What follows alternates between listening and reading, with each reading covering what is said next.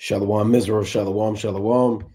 Brother Naquam, watchman for Israel, coming back at you with these precepts and another cold cut, giving, of course, our honor and our glory to Yahweh, by Hashem Mashiach, Wamalaki Bashai.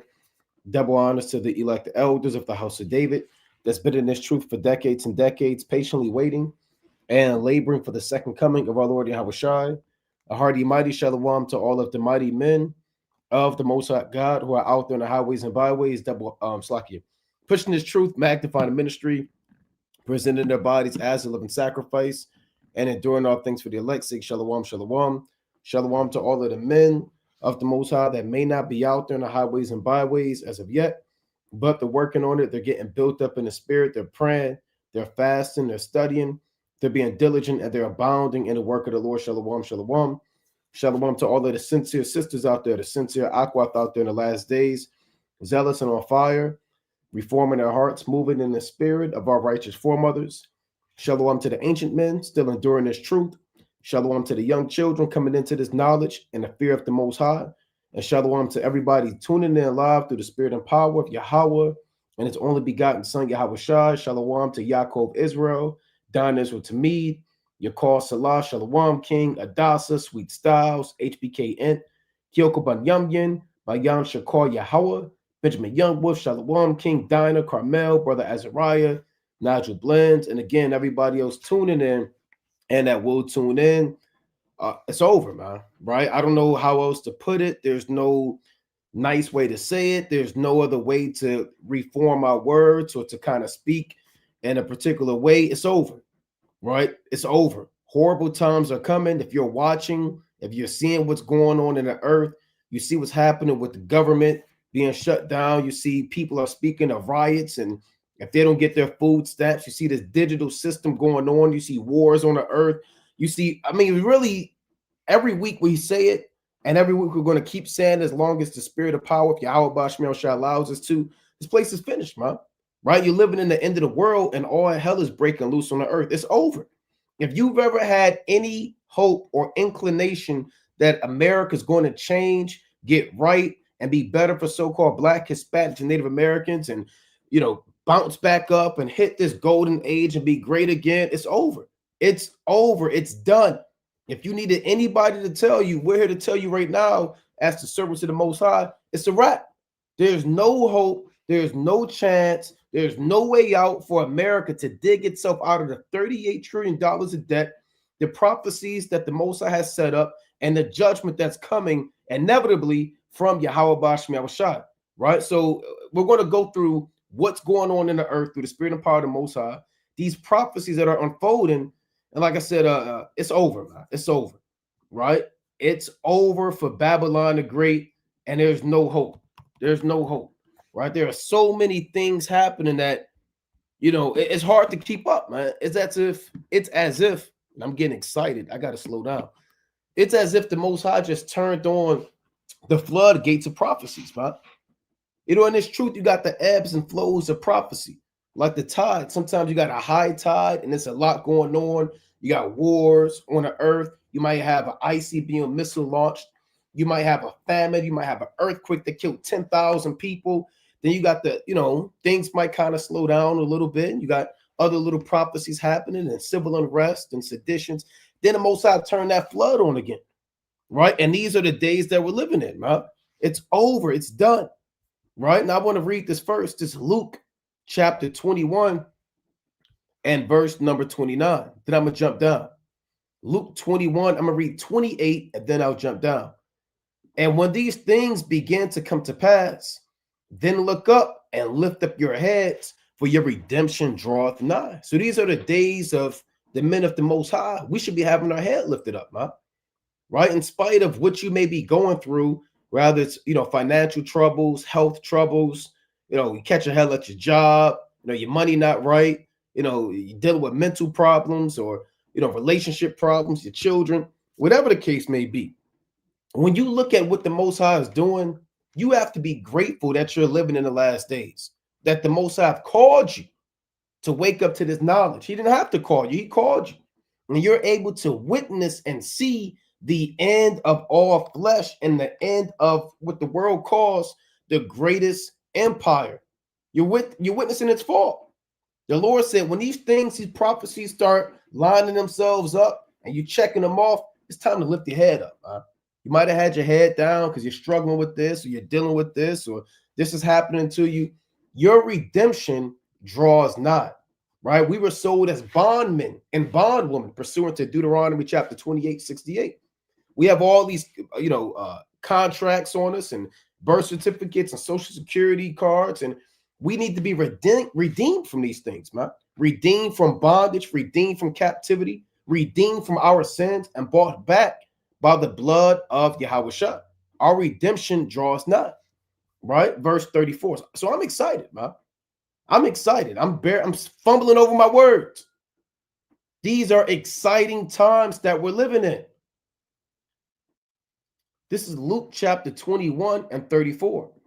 And take heed to yourselves, lest at any time your hearts be overcharged with surfeiting and drunkenness and cares of this life, and so that day come upon you unawares. And this, we're going to kick it off with this strong admonition from Yahushua himself.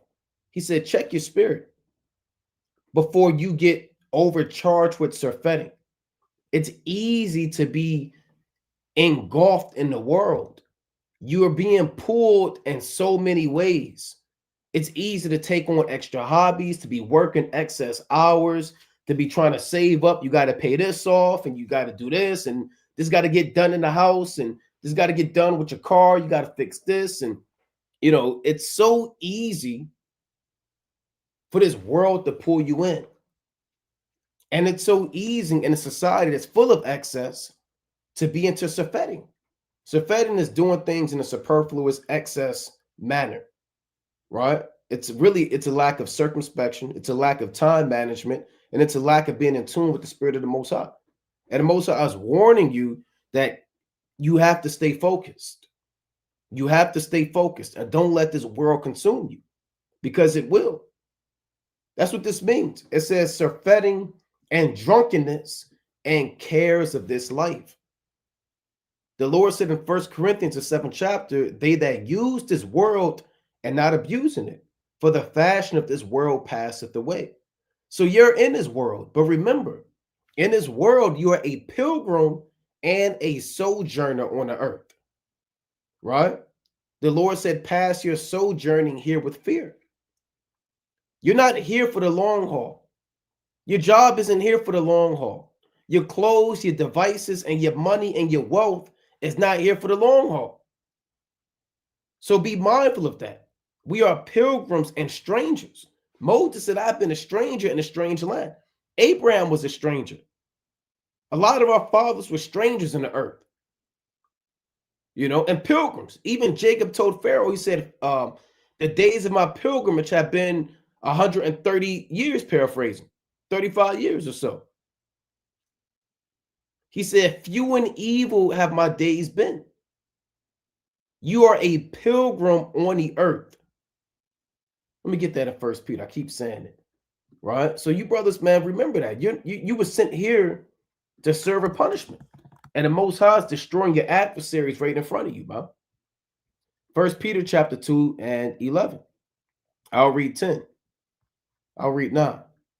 But ye are a chosen generation, a royal priesthood, and holy nation, a peculiar people, that ye should show forth the praises of him who hath called you out of darkness into his marvelous light. And this is the chosen generation, man. This is the generation that the Most High has chosen to see the end of the world. This is not the Middle Ages. This is not the 1300s. This is not 3000 BC. You were specifically called and chosen to witness the second coming of our Lord Yahushua. These are things that Enoch prophesied of. These are things that our fathers prophesied of, and you were called out of darkness into this marvelous light. Don't take that for granted. Verse 10, which in time past were not a people, but are now the people of the Most High, which had not obtained mercy, but now have obtained mercy. And in time past, we wasn't a people. Being a nigga is not a people. A bunch of Negroes is not a people. That is not an identity or a nationality that the Most High has called. A bunch of African Americans is not a people. A bunch of Hispanics is not a people. A bunch of American descendants of slavery is not a people. In time past, we wasn't a people. But now, what is it? October 25th, 2025 AD. But now we are the people of the Most High. And we've obtained mercy to be in this knowledge. Verse number 11. Dearly beloved, I beseech you, as strangers and pilgrims, abstain from fleshly lust, which war against the soul. So we are strangers and pilgrims. We are strangers in a strange land. We are pilgrims. A pilgrim is an individual that's on a journey to get back to a sacred destination. That's what a pilgrim is. So we're spending our life as strangers on this land. So you can't be intercepting. You have to check your spirit. You have to check your spirit every day, because this world is going to try to pull you back in through the media, through scrolling, through trying to keep up with the Joneses and what other people are doing on TikTok and social media. And you have to remind yourself constantly that Yahweh Bahasham Yahushai is about to take this place down, right? Let's go back to this in Luke chapter 21 and 35. For as a snare shall it come on all them that dwell on the face of the whole earth. So just like that, right? Let's get Ecclesiastes chapter 9 and 11. Just like that, a snare, right? Think about a snare is you don't know when you're going to fall into that snare. It's sudden. It's unexpected, right? Ecclesiastes chapter 9 and verse number 12. Here's a precept. For a man also knoweth not his time, as the fishes that are taken in an evil net, and as the birds that are caught in the snare, so are the sons of men snared in an evil time when it falleth suddenly upon them. Right? So the Most High is telling you that life and death are in his hands. And you can be alive right now, and at any given second, the Most High could take that spirit from you. And you are it's completely unknown unto you what the outcome of your life is going to be any given second. That's what this chapter is really about, right? It goes into the uncertainties of life and how the Most High has complete dominion on you and over you. A fish doesn't know when it's about to be pulled up out the water and be a trophy fish. The birds don't know when they're caught in that bird trap. So are the sons of men snared in an evil time. And the evil time is here, but it's going to increase more and more. And if you're not watching, you're going to be snared in an evil time when it falleth suddenly upon them. Right? So that's what Luke chapter 21 and 35 is saying. The Most High is telling you that any given second, suddenly, without you knowing, the Most High can bring snares and traps in the world. He could drop a bomb any second. There could be a famine. There could be an economic collapse. The stock market can crash. There could be a law passed that can alter your entire life. It could be a false flag. Only the Most High knoweth. For as a snare shall it come on all of them that dwell on the face of the whole earth. Watch ye therefore and pray always, that ye may be accounted worthy to escape all these things that shall come to pass, and to stand before the Son of Man. And one thing that we're big on through the spirit and power of Yahweh, Bahasham Yahushai, is watching, right? Watching over your spirit, examining yourself, seeing what things you need to improve on, seeing what things that you may be doing that's excess that you need to kind of refrain from, examining how you manage your time in the last days, right? It's examining what you give your all into. Are you fasting like you need to? Are you praying like you need to? Are you using the talents that the Most High gave you on the highest level? Or are you lukewarm? What spirit are you in? So first and foremost, you're watching over your spirit to make sure your garment is on nice and tight without any wrinkle, without any spot. You're making sure that you have the armor of the Most High on, that you're cognizant of the adversary and these demons that are looking to sift you out. They may be on a woman. They might be at on your supervisor. They might be, on your children. They might be through your phone. You are watching. Keep your head on the swivel in the last days. You don't want to get damn blindsided by a demon and it's over. You're watching the prophecies too. We always implore and encourage brothers to watch and see what's going on in the global news, geopolitics, diplomatic affairs, technological advances, right? You're watching wars. You're seeing what's happening in the earth. The Most High's works. You're watching on a global level. You're watching on a local, federal, and global level to see what the Most High is doing on the earth. And as you watch, couple that with prayer. Always. You got some brothers you're not even praying like you need to. Pray always that you may be accounted worthy to escape what the Most High is bringing on the earth. You have to pray for that. It's not a given. The Most High don't owe you anything. He don't owe me anything. He told you what to do. And nobody teaches like the Most High. He said, pray that you're accounted worthy to escape all the things that should come to pass and stand before the Son of Man.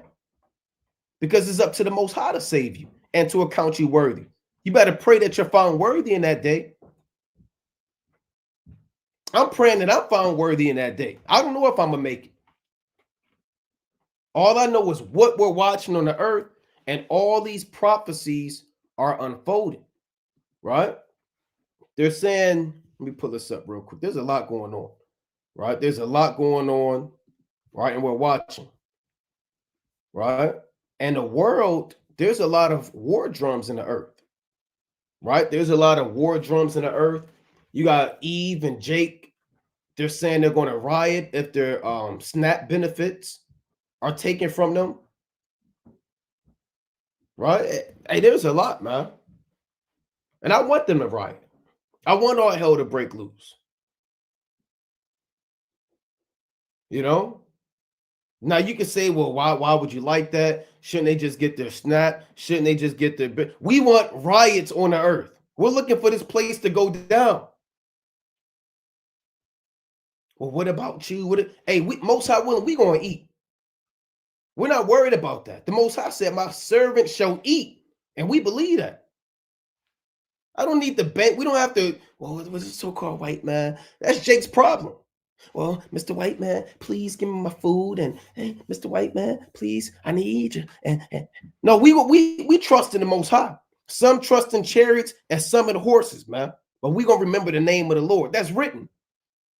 What if they cut off my SNAP and my benefits and then my health care and then my DIE jobs? And the hell with you trusting in this beast, man? You better be worried about the Most High. You worried about SNAP. You got Negroes. Before I get into this, let me touch on this SNAP stuff. You got Negroes worried about SNAP, but they're going to buy pork chops when they get their SNAP benefits. They're worried about SNAP, and then they're going to buy shrimp, crab, and lobster with their food stamps. They're worried about damn SNAP. Then they're going to go to church on Sunday and bow down to white Jesus, man. Let me get that in Psalms chapter 20 real quick, because I quoted it. Right? Talking about we going to riot. And the Most High is doing it. The Most High, he's telling you who your enemy is, man. Psalms chapter 20 and verse 7. Some trust in chariots and some in horses, but we will remember the name of Yahweh, our God. See, some people trust in this military. They're trusting in the government not to be shut down anymore. They're trusting in them, the so-called white men, to take care of you, man. Now, is it a sin to use this government and use this system? No. I pulled the precept and quoted earlier. Use the word, but don't abuse. It's not a sin. Be not righteous over much. But if you begin to distrust the Most High and you put your trust in man, you're cursed. We're going to remember the name of the Most High. I'm going to remember how the Most High fed my fathers with manna in the wilderness for 40 years. I'm going to remember how the Most High sent ravens to give Elijah flesh, and he drank of the brook. These are the things that I'm going to remember, the miracles of Elisha, when a woman didn't run out of oil. Right? We're going to remember the miracles of how the Lord fed our fathers time in and time out. That's what you have to remember. Because I'm going to tell you something. They're going to all this is going to be shut down eventually anyway. All this, even if they give the SNAP benefits, give all these privileges, so-called, back, all this is going to be shut down anyway. You're seeking a temporary fix for an inevitable destruction. All this is going to be shut down. So, and what the Most High is doing is he's showing you who your enemy is right in front of you. This devil, he's taking away your accolades that you had, inventions and things that you have done out of museums. He's taken away certain events that we went through, traumatizing things of slavery and memorial. He's taking those things away. He's erasing your history. This is like modern day iconoclasm. You're going through modern day iconoclasm, and he's trying to do a modern day renaissance, and he's removing all of the dark images, all of the things that paint them in a negative light. It's like the 1300s, a revival of the head that was wounded unto death, whose deadly wound was healed. He took all your DEI stuff out, diversity, what is that, equity and inclusion. Now he's taking away your SNAP. And the Most High is showing you that, man. Who your enemy is. Some people are beginning to wake up and say, you know what, these damn devils, man.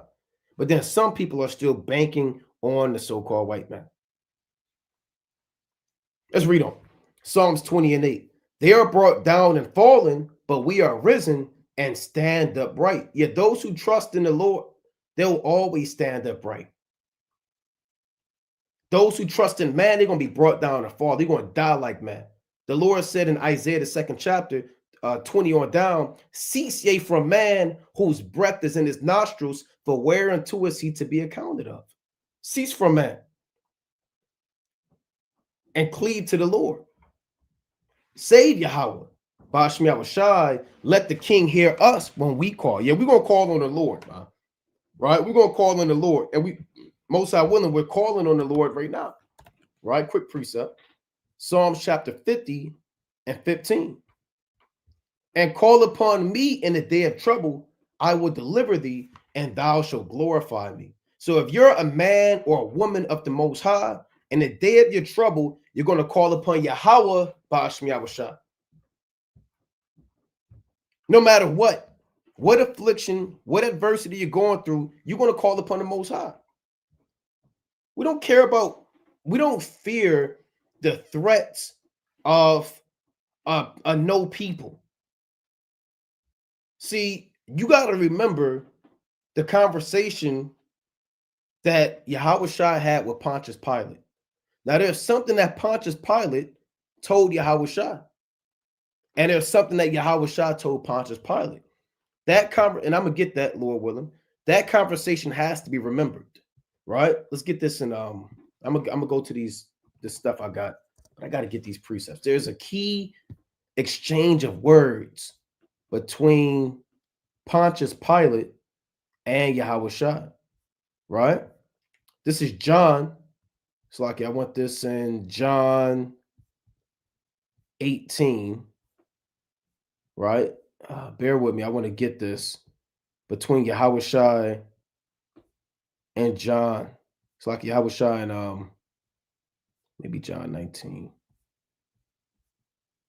Right? Let me get this real quick. Right? So there's a key word or key John 19, Salakia. I was in 18. Right? This is John chapter 19 and verse number 9. I'll start at 8. Now, this Yahushua on his final trial, right? He was brought before Annas, Caiaphas, Herod, Pilate, all these different men. When Pilate therefore heard that saying, he was the more afraid. And he went again into the judgment hall and said to Yahushua, whence art thou? But Yahushua gave him no answer. Yahushua said, Pilate said, where you from, man? Right? And Yahushua didn't answer him, man. Because remember, Yahushua was the prophecy in Isaiah, the 53rd chapter, had that been fulfilled. And the prophecy says that Yahushua would be like a lamb to the slaughter. Right? So lambs, they don't fight, they don't buck up, they don't rebel. They'll allow themselves to be tied with cords. They'll allow themselves to be put on the altar, and they'll be that sacrifice. So Yahushua is fulfilling prophecy, and he gave him no answer. Verse number 10. Then said Pilate unto him, speakest thou not unto me? Knowest thou not that I have power to crucify thee and have power to release thee? And this is in the mind of the average Negro right now. You fear the so-called white man so much, you forgot what Yahushua told Pilate after Pilate said these words. These are proud words. You don't want to speak to me. I'm the so-called white man. Don't you know I got power to kill you? I got power to free you. See, Jake, you've been trusting in this modern-day empire so long, you don't know any power other than the power of the so-called white man. He's the one that pulls you over. This guy's powerful. He can pull me over. He's the one that judges you in the courtroom, right? He can grant you guilty or innocent, right? He's the one that murdered your cousin, that's put your uncle in a chokehold, right? He's the one where you pay taxes to, your bills to. He's your boss. He's your manager. He's all these people. Every time you look at the so-called white man, all you've seen was power. So you, in your mind, you're like, damn, yeah, if Pilate said this to the average Negro, they would say, yeah, you're right. You do have power to kill me and you have power to free me. That's what he told Yahushua. Knowest thou not that I have power to crucify thee and have power to release thee? Here's what Yahushua said. This is what the average Israelite has to accept. Yahushua answered, thou couldst have no power at all against me, except it were given thee from above. Therefore, he that delivered me unto thee hath the greater sin. And this is what you got to realize in the last days, that the so-called white man has no power. He has no power at all. The Most High has the power. He has no power over your life, over your food, over your clothes. He has no power at all. The Most High is running this. So stop trusting in Pilate and the so-called white man. Yahushua told him straight up, man. He basically said, F you, man. You don't have no power against me. Except they were given thee from above. Who's from above? Yahweh.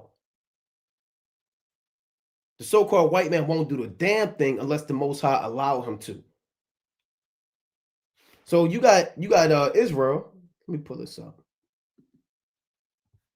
Right? Let me pull this up. SNAP, right? If you know what SNAP are, long story short, food stamps, right? SNAP recipients warned the food stamp cuts starting next week. You know? So this is a precursor to the famine. This is a precursor to the famine. Now, even if they come to a deal, the Democrats, the Republicans, they come to a deal. It's all up to Most High anyway. The Democrats have no power. The Most High has the power. And what the Most High is showing you right now is that a famine is coming. And that this government doesn't accept you. And this society doesn't love you. This is just a precursor. And things are getting hard for Israel, man. The economy's crashing. Prices are increasing. This is what you call austerity measures. And we went through this before. So when you begin to reduce certain spending and payments that benefit the people, like healthcare, transportation, working on the roads, food stamps, those are benefits. You're not really owed those things. So when they begin to cut those things to save money, those are called austerity measures, right? Those are called austerity measures. Now, It says SNAP recipients in several states are being warned they won't get their food stamps starting next week if the federal government shutdown drags on. Right now, you got certain people saying we're going to steal, we're going to riot. You got women saying they're going to sell their body. You got videos of women, Eve, saying, you know what? The hell with that. I'm going to sell my body and I'm going to get me some food stamps. Jake is losing their mind over food stamps. I can't imagine when this economy crash, when all hell actually breaks loose. Right? Now you got certain states, they say we're going to take care of you, whatever. But the point is, the overall point is, this is beyond SNAP. Because they can give you those things November 1st, work a deal out, whatever. But the point is, this is a wake-up call for you so-called Negroes, Blacks, Hispanics, Native Americans, not to trust this government. This is a reminder that the Most High is the one in control. Right? This is a reminder that the Most High is in control. Because only the Most High has power to feed, to kill, to make alive. Right? Let me play this quick clip real quick. Where is this at? Right? Let me see. Is this it right here? I'm going to play this quick clip through the spirit and power of Yahweh Bashmi Yahushua. Right? Now check this out. Yeah, this is one of them right here. All right, let me get the audio. So Jake and Eve is losing their mind, man. Right? Jake and Eve is losing their God-forsaken mind.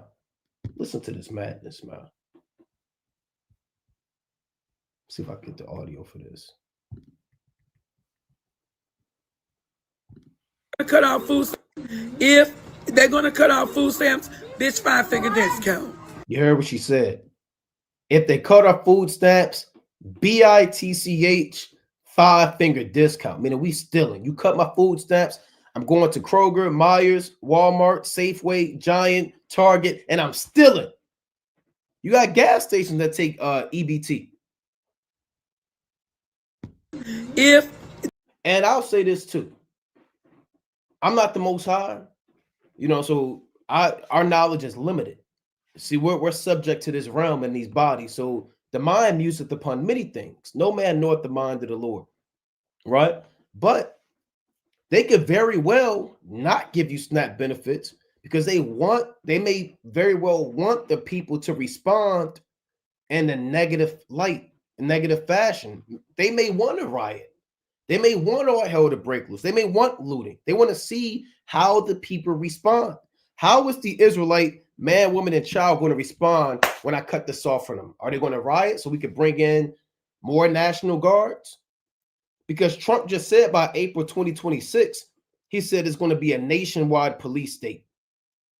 And I got that too through the spirit. He said by April 2026, it's going to be the National Guard and federal troops in every state. So they very well may not give you this because they want to see how you respond. So they can come in. What is it called? It's called I can't think of it. It's controlled Salakia. I know one of them is order out of chaos, but there's another one too. Right? The simple is order out of chaos, but they essentially create the problem, see how you respond, then they come in with the solution. So they may want you to start looting, man, start rioting, so they can have more reason to enforce this system. Maybe they want to use this to enforce this digital system and say, you know what? Hey, look, we're not going to give you that unless you do this, or riot and loot so we can bring in the National Guard. When you have poverty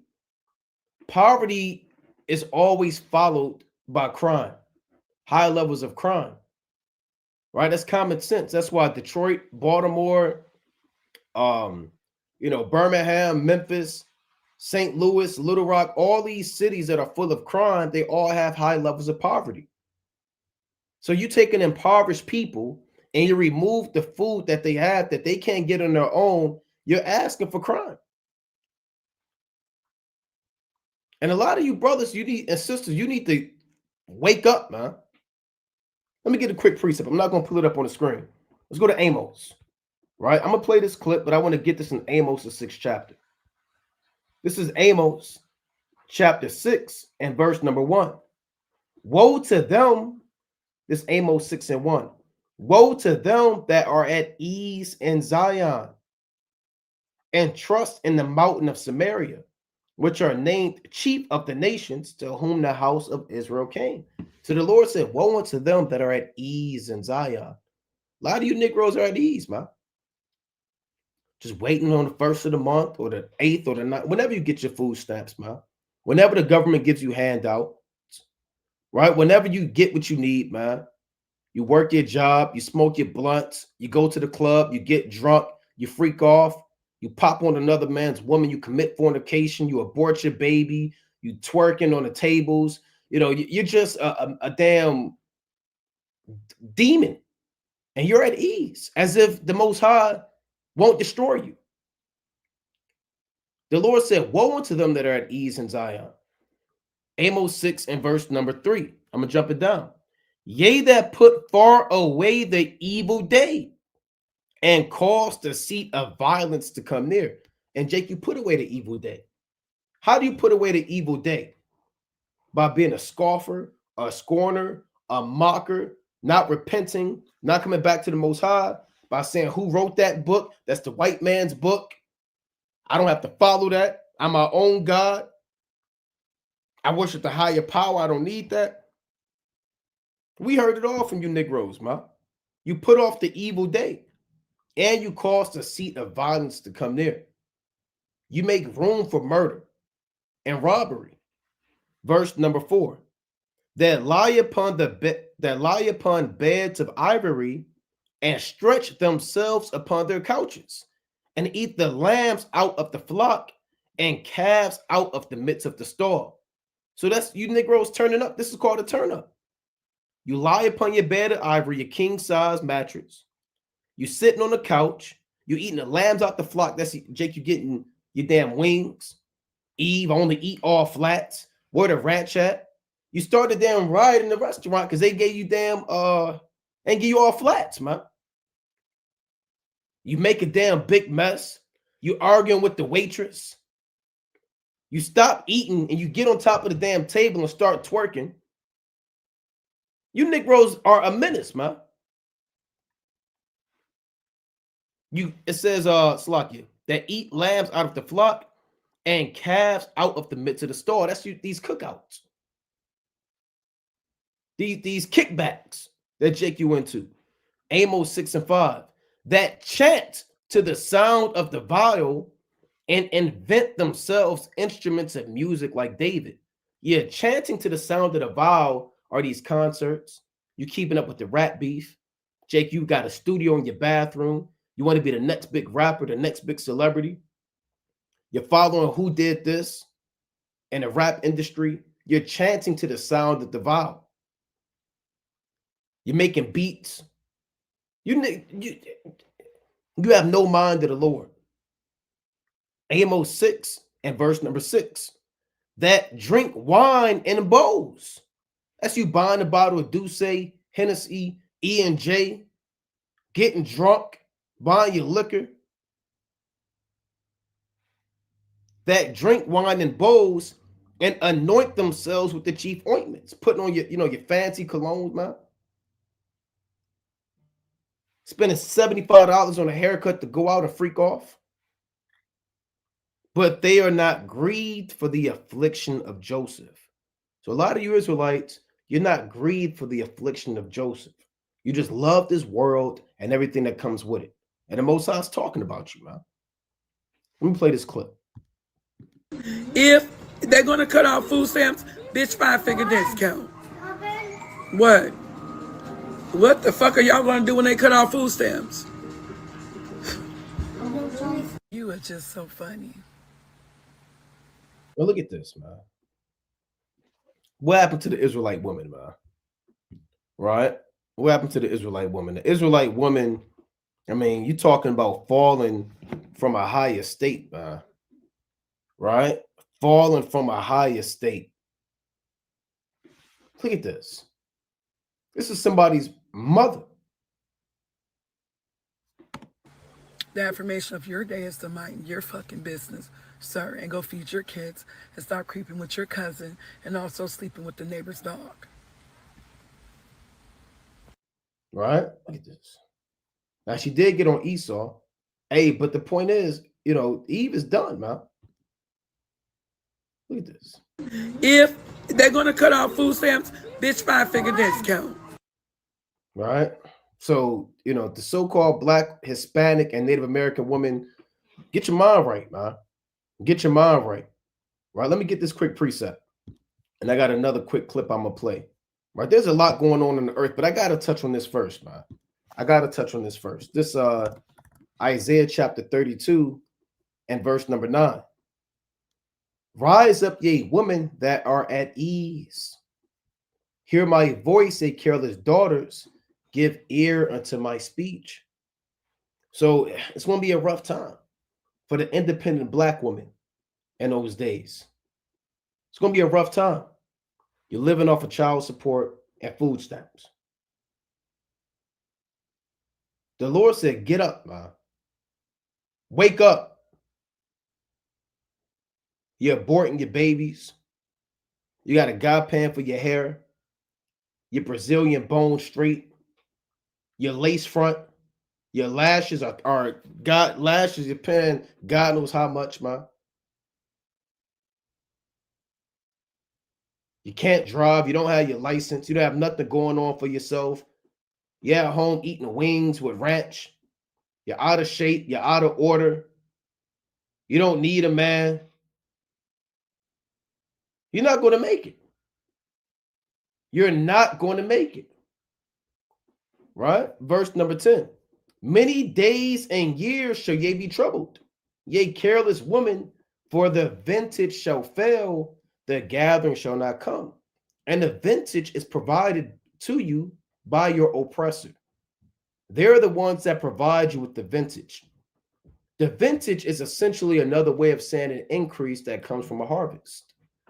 Right? So in today's term, that's your food, that's your water, that's your groceries, those are your amenities, those are your lights, your electricity, all of that, your cash system, your money, it's all going to fail.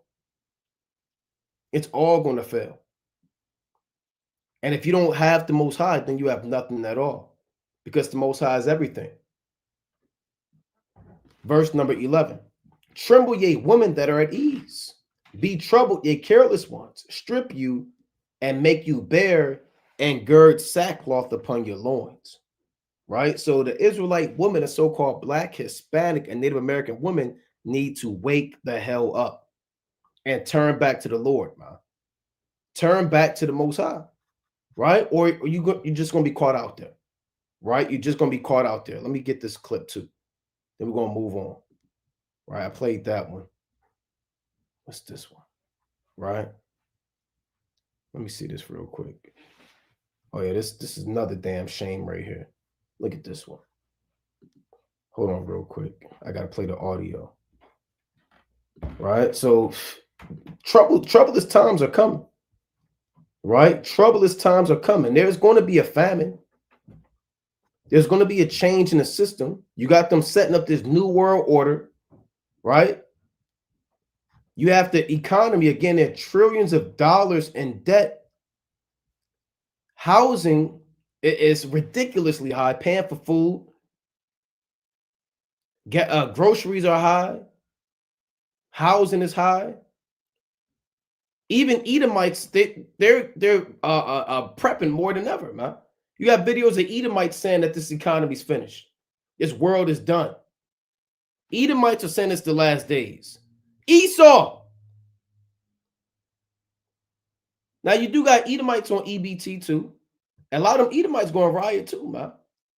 There are more Edomites on food stamps than Israelites. Last time I checked, I think it's like 45% of all recipients of EBT are Edomites. And they're getting way more than you Israelites, man. You getting your 800, 700, they're getting thousands. They are finessing the system and they are getting thousands. You're getting your 800, your 900, they're getting 2,000, 2,500, 3,000. They're living lavishly, right? Now we're gonna play this. I want to be in the grocery store when they start looting it, because you think that people are going to be hungry? You think that these people not going to get their Thanksgiving? Baby, when they run up in Thanksgiving, right? She wanted to be there when they start looting. The black woman wanted to be there when they start stealing, because she want to see people get their food for Thanksgiving. Now, do I think that people are going to start stealing? Yes. People steal right now. And I'm going to say this too. More white people are shoplifters and they steal more than so-called black people. I know people that used to work in asset protection programs, and they worked and they watched the cameras at these different places. And there are more Edomite shoplifters and thieves than Israelites. But they only show you that the so-called black woman and black men. So yeah, they're going to be looting and robbing and stealing. There's going to be a lot of Edomites too. It's going to be a lot of people. The only people that really don't get EBT are like Elamites, the East Indian man and the Moabite man, and some Ishmaelites. Let me get this quick precept real quick. Let's go to Zephaniah chapter 1. All right, let's go to Zephaniah chapter 1. Hard times are coming, man. This is just the beginning. This is just the beginning and the tip of the iceberg. It's going to get way worse. There's going to be literally no access to food, no water, or access to water. FEMA camps, war, a draft. This is Zephaniah, right? Chapter 1 and verse number 12. Zephaniah chapter 1 and verse 12.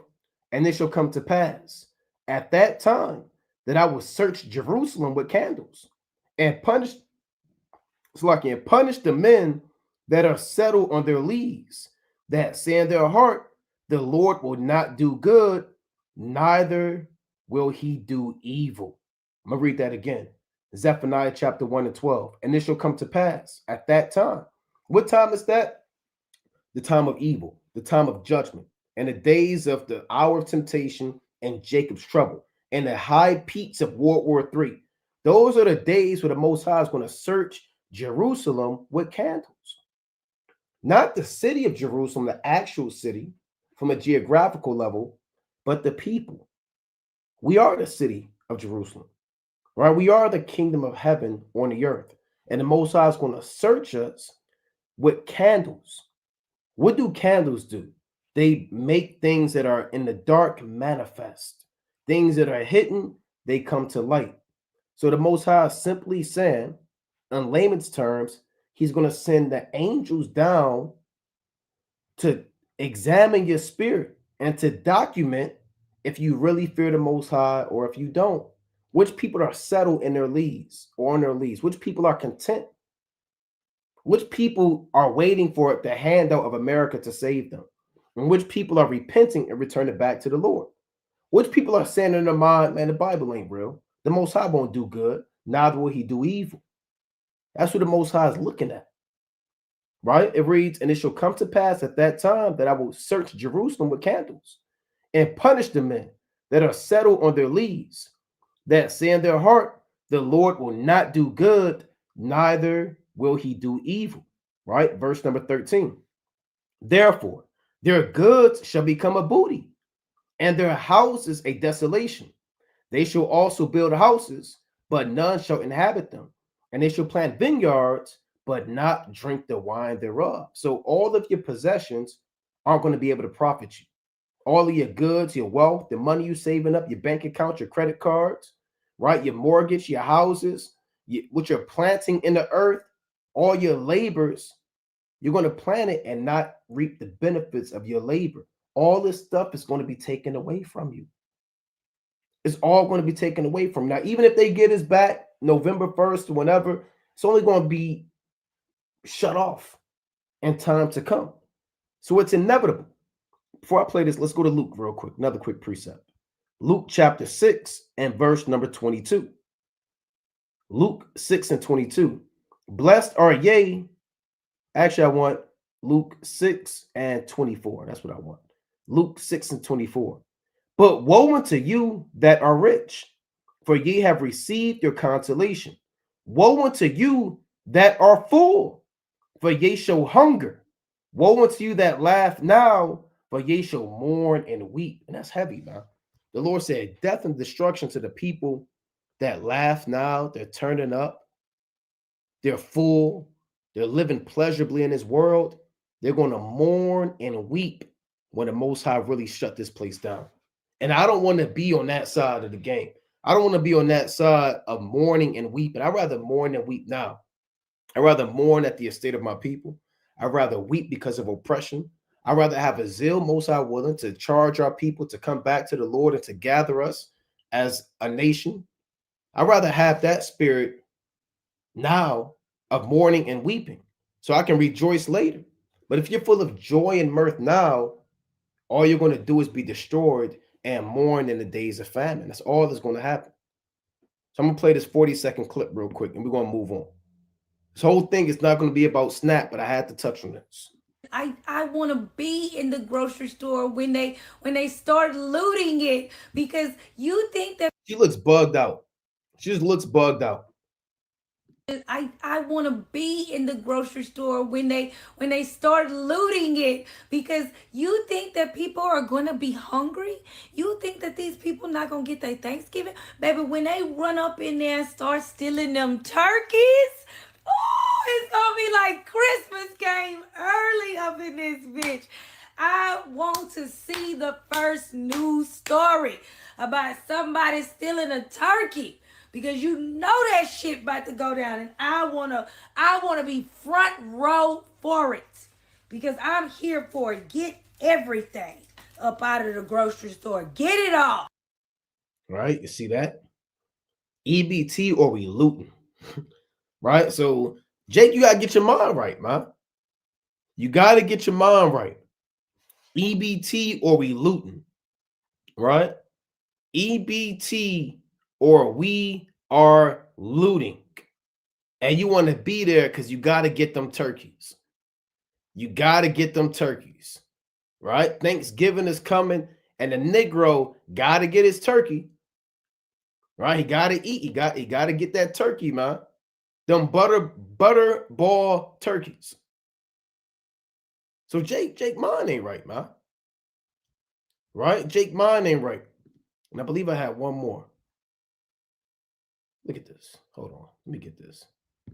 Right? Hold on. You got to Edomite, man. I got a quick clip of an Edomite right here. Butter ball turkey, man. It's a damn shame. Our people are despicable, man. Despicable. Right? It's just a damn shame, man. How destroyed we are as a people. Now here's another one. Right? Check this out. 5 days without food. Me and my kids have been 5 days without food. 5 days ago, my food stamps were taken from me, stolen from me with no warning. No warning. Today, Hold on, you see this? It says 5 days no food. This her caption. And now they decreased my EBT from $4,300 a month. I don't know any Israelite that's getting 4,000. I told you these Edomites, man. They getting 4,300 a month in food stamps. Some of them getting 5,000, 2,500. Okay, she got 6 kids. I know brothers with 6 kids. They might get 800, 950. You're not getting no 4,300, man. Jake, you be so happy, man, when you get them food stamps. You're not getting $4,300. Right? So, hey, look, man. Let me get $4,300 a month.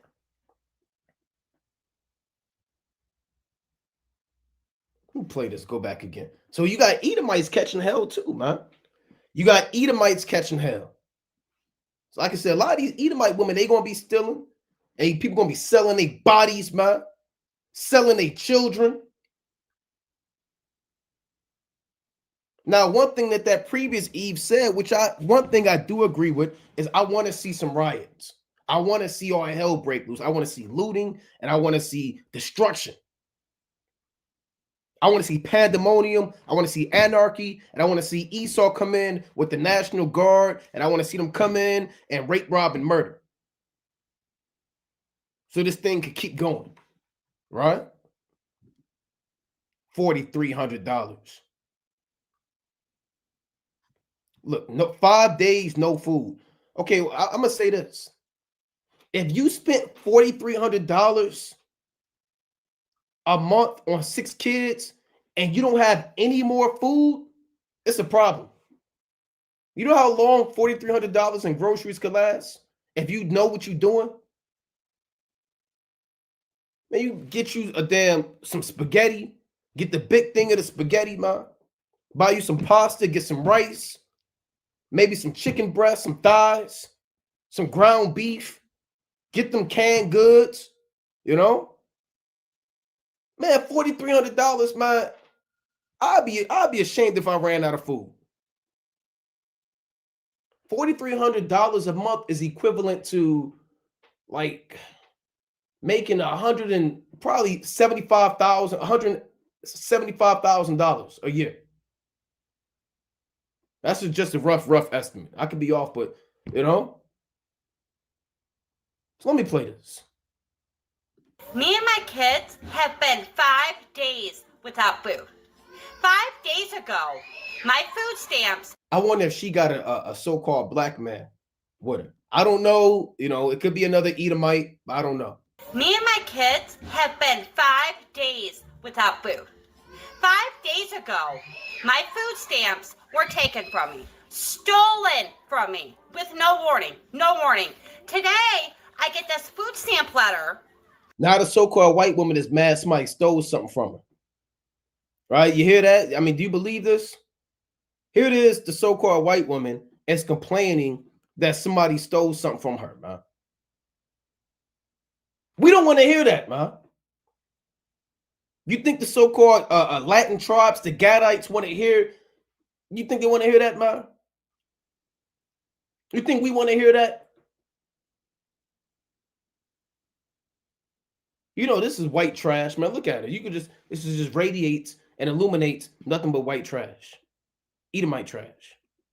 From the fucking food stamp office telling me not only am I losing my food stamps, I'm losing my $2,100 in cash benefits that I get every single month to pay my bills. I'm losing my Section 8. My food stamps have now decreased from $4,300 to $19 a month for 6 kids. How the hell am I supposed to feed 6 kids at $19 a freaking month? On top of having to come up with rent, because now I don't have Section 8. Cash benefits, no cash benefits. My $300 utility check that I get every single month. $300, Jake, when the last time you got your $300 utility check that you get every month?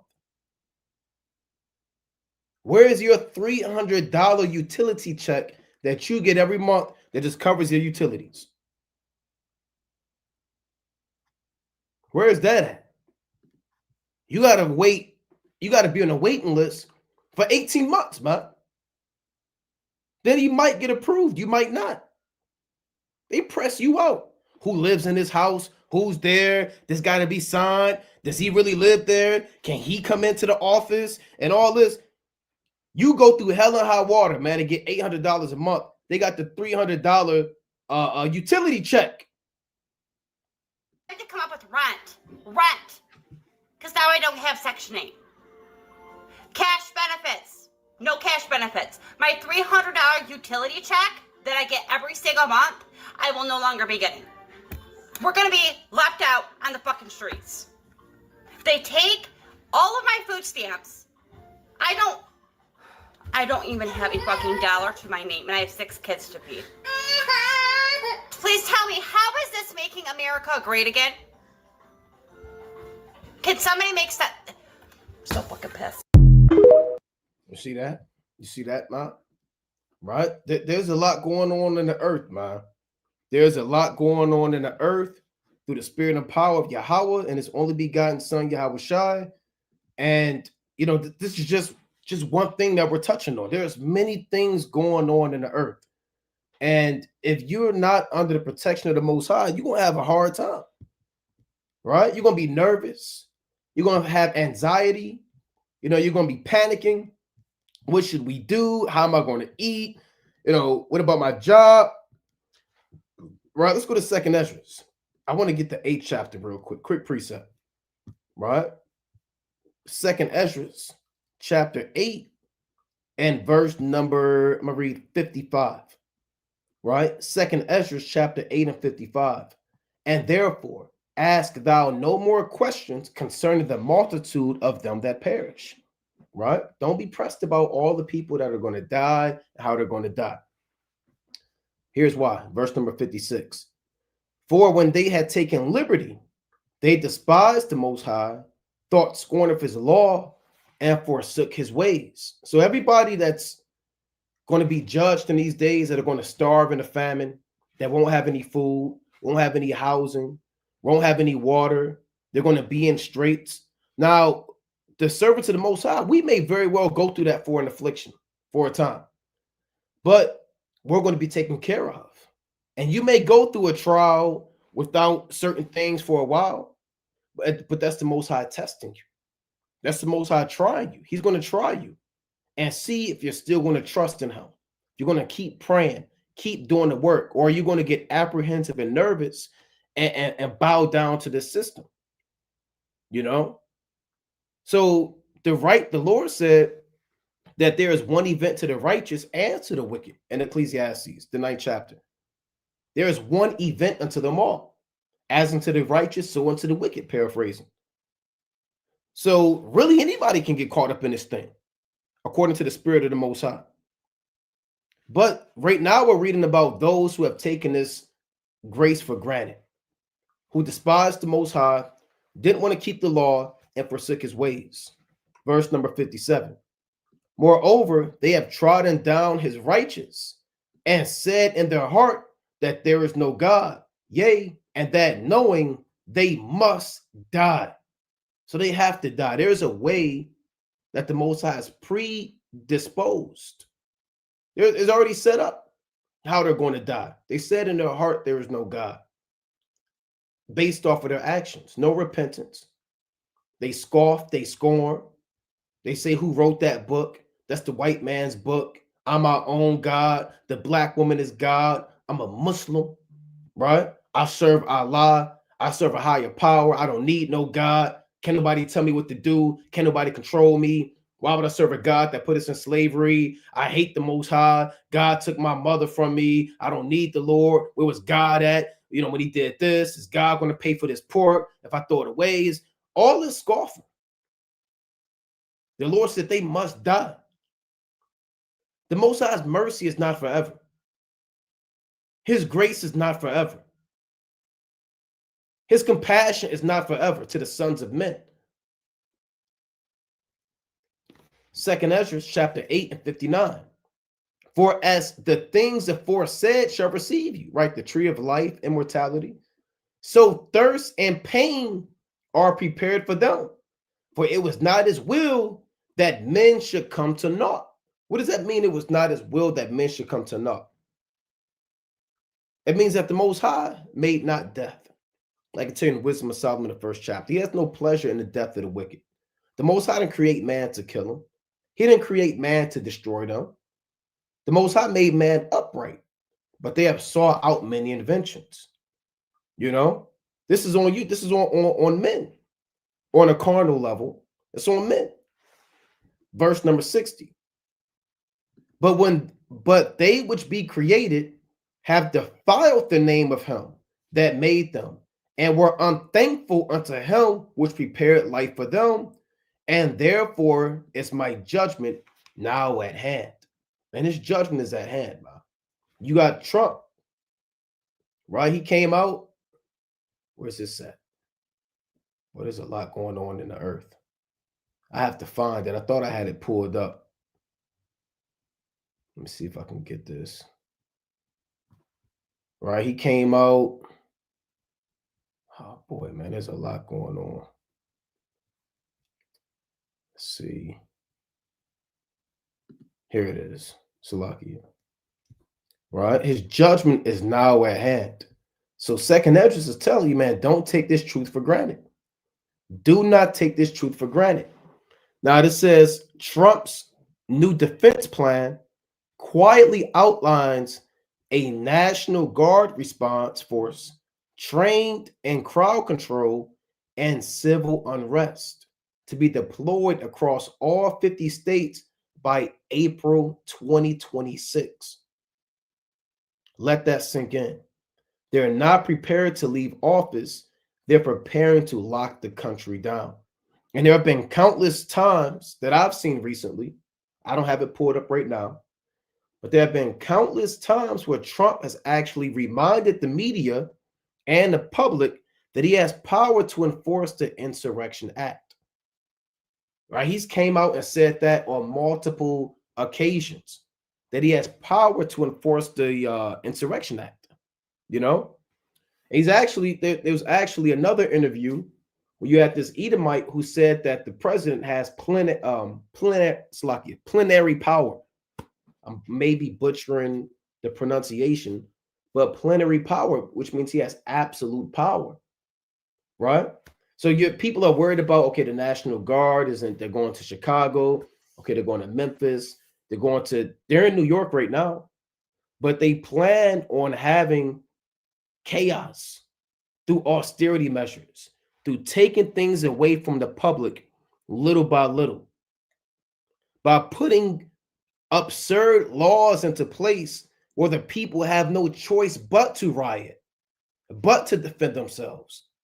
And the National Guard is there to quell that, so martial law can be put into place so they can enforce their new world order and their new system. Right? That's what they would like to do. So by 2026, if this remains steadfast, and if the Most High allows it, in a few months, what is it? November, December, January, February, March, April, by Passover, 5 to 6 months by Passover, they may shut entire states down and cities down. The prophecy says a man shall desire to go into a city and shall not be able. So you're going to have these riots, you're going to have these things going on in the earth. Let's get another quick precept. I'm gonna play this audio, but I want to get this in Second Esdras, chapter 15. So hard times are coming. You might not get your snap. I'm gonna tell you straight up. You might get it, you might not. If you get it, you know, and you're able to take care of your family with that, hey, do it, use it. All praise to the Most High. If you don't get it, you still all praises to the Most High. And you pray to the Most High, he's going to take care of you. And you muster up whatever resources you have to do to take care of you and your family. But you're going to keep your trust in the Most High and call upon the Most High. You're not going to sorrow. You're not going to weep. You're not going to have anxiety. You're not going to catch a heart attack. You're not going to be nervous because you are an Israelite indeed. When they send these martial law, when they have this martial law enforced, when they have these National Guards out and you're airing your neighborhood, you're not going to get nervous. You're not going to go to war with them.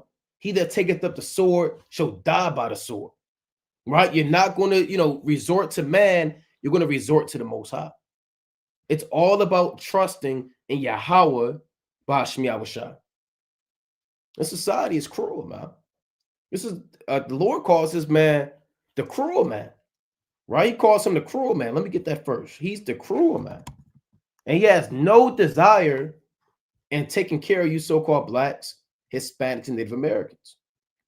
Psalm chapter 73, it's like it. Psalm 71 and verse number 1. And these are beautiful psalms for all you brothers that are and sisters households, families of faith, that you're apprehensive, you're a little bit nervous, you're pressed, you're stressed. It's beautiful to pray and read the Psalms. They're comforting, right? And call upon the Most High, man. These Psalms should comfort you. And they'll always remind you how the Most High is there for you. And he's going to be there for you. How he delivered your fathers of old and brought us out of Egypt and took care of us, man. You have to actually read. So the Lord said, faith cometh by hearing, and hearing by the word of the Most High. So if you're not reading these accounts, how can you have faith? Because you're only going to believe what you have read and what you have heard from the Most High and from the prophets and the apostles.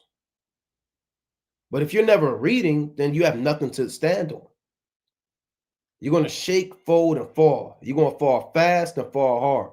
Like the Lord said, great was the fall of that house that was built on sand. Psalm 71:1. Right? It reads, in thee, O Yahweh, Ba'ashmi Awashai, do I put my trust. Let me never be put to confusion. Deliver me and thy righteousness, and cause me to escape, and climb thine ear unto me, and save me. Escape from what? From the perils of this world. This links back up with one of the first precepts I read through the Spirit of the Most High in Luke chapter 21, 34 and down. What do you want to escape from? From all the things that the Most High is bringing on the earth. To stand before the Son of Man. To escape from hunger. To escape from famine. To escape from demons of stress. Those are demons that are going to come. They'll try to hinder your faith. Doubt is a demon. Remember when Yahushua was walking on the water and Peter was walking on the water, and he asked Peter to come to him. Peter was walking on the water until things kind of got shaky, till the wind blew. Then he began to sink. And if it wasn't of the Most High's mercy, he would have died. Right? Don't let the wind shake you, man. You got to keep your mind on Yahushua. Don't be worried about the wind. Don't be worried about the rain. The Lord said, he that observeth the clouds shall not sow. He that observeth the wind shall not reap. Paraphrasing Ecclesiastes, the 11th chapter. Don't be worried about things that you can't control. Don't be worried about the unknown. Worry about the Most High. Keep your mind on Yahushua in the night season. He's the one that's going to cause you to escape. And don't doubt or you're going to drown. Pray that the Most High delivers you and causes you to escape. Psalm 71:3. Be thou my strong habitation, whereunto I may continually resort. Thou hast given commandment to save me, for thou art my rock and my fortress. And this is heavy. Thou hast given commandment to save me. It's already written who's going to be saved. The Most High may very well have given a commandment to the angel to save you in the days of evil. What do you think Psalms 91 is about? 1,000 shall fall at thy side, and 10,000 at thy right hand, but it shall not come nigh unto thee. For he shall give his angels charge concerning thee, paraphrasing. The Most High has given a commandment and a charge to the angels to save you. And you'll be protected in those days if you believe. If you don't believe, then don't worry about it. You won't be protected. You'll just die like the rest of the ungodly. But if you believe, you'll fare well in those days because the Most High is your rock and your fortress. Verse number 4, here's the point. Deliver me, oh my God, out of the hand of the wicked, out of the hand of the unrighteous and cruel man. Who is the unrighteous and cruel man? The so-called white man. He's the one that's taking food out of your family's mouth.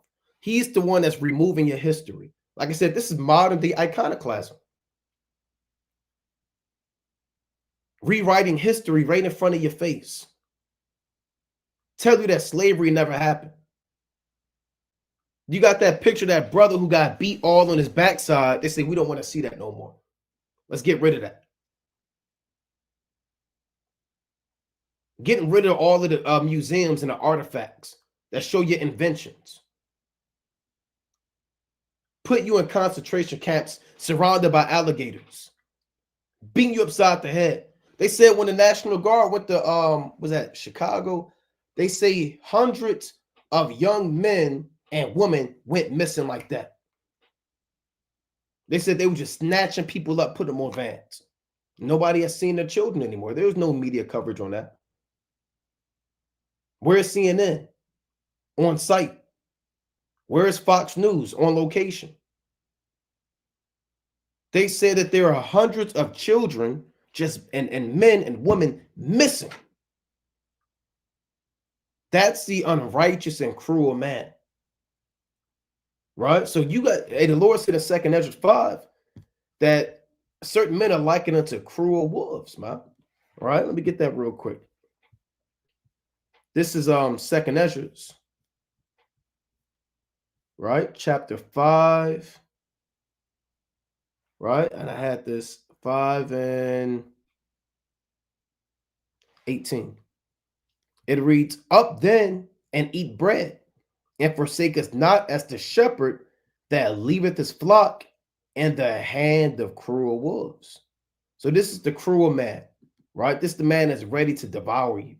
I mean, he's licking his chops, man. A lot of these Edomites, I can tell you in Psalms chapter 50, they believed that the Most High is with them. The Lord said, "Thou thoughtest that I was altogether such as thyself." You know, and they're really trying to crack down, knowing that they have a limited time. These elites, they know that their kingdom isn't going to be forever.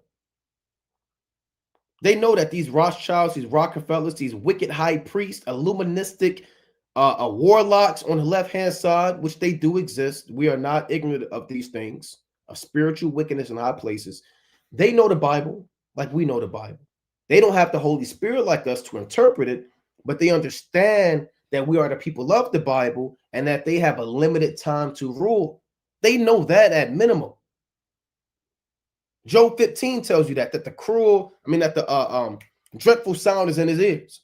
Revelation, the 12th chapter, says he know they had but a short time. So he's looking to enforce laws and crack down, knowing that his kingdom is falling. You don't think this devil know he's going down, man? You don't think he knows he's $38 trillion in debt? You don't think he sees all of the YouTube videos of the Israelites waking up, marching, shaking the hand? You don't think he's watching his own fellow Edomite minions bowing down to the children of the Lord, man? His top scholars get confounded in debates. His world-renowned men being put to shame. You don't think he's seeing these things, man? You don't think he studies the finances of fringes being ordered and bought and manufactured more than ever before? Hair wraps and mitris and shofars. He did an analysis, and all these Israelites called out on the Day of Atonement, Feast of Tabernacles, man. Tents are going up. Tent sales skyrocket now during the month of September and October. You don't think he's watching all these things, man?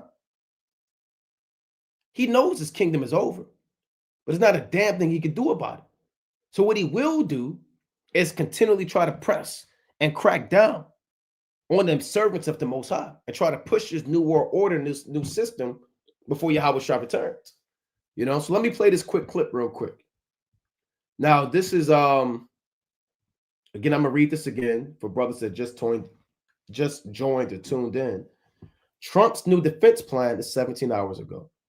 Quietly outlines a quote-unquote National Guard response force trained in crowd control and civil unrest to be deployed across all 50 states by April 2026.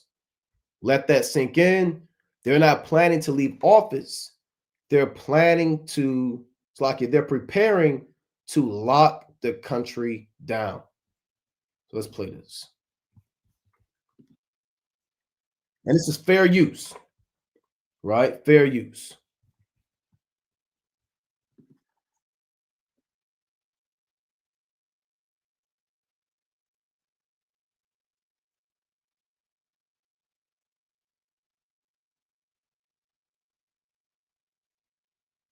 And this guy to his left, he's proud. He's the secretary. That's his title. If you can see his card right there, his title is the Secretary of War. Right?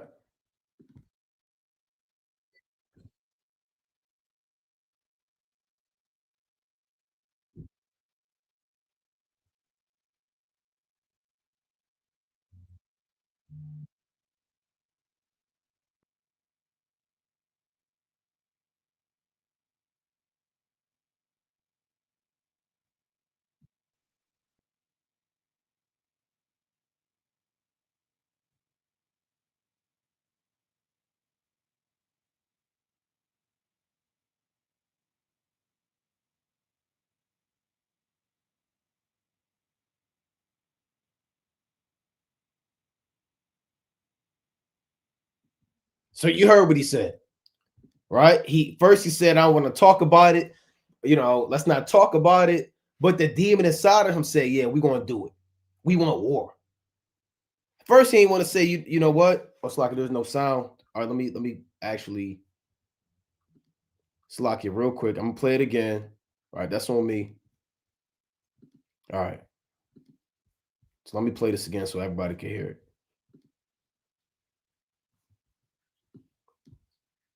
Secretary Hegseth, sir, a memo circulating on social media details the establishment of a National Guard response force that's going to be trained in crowd control and civil unrest and deployed in all 50 states by April of 2026.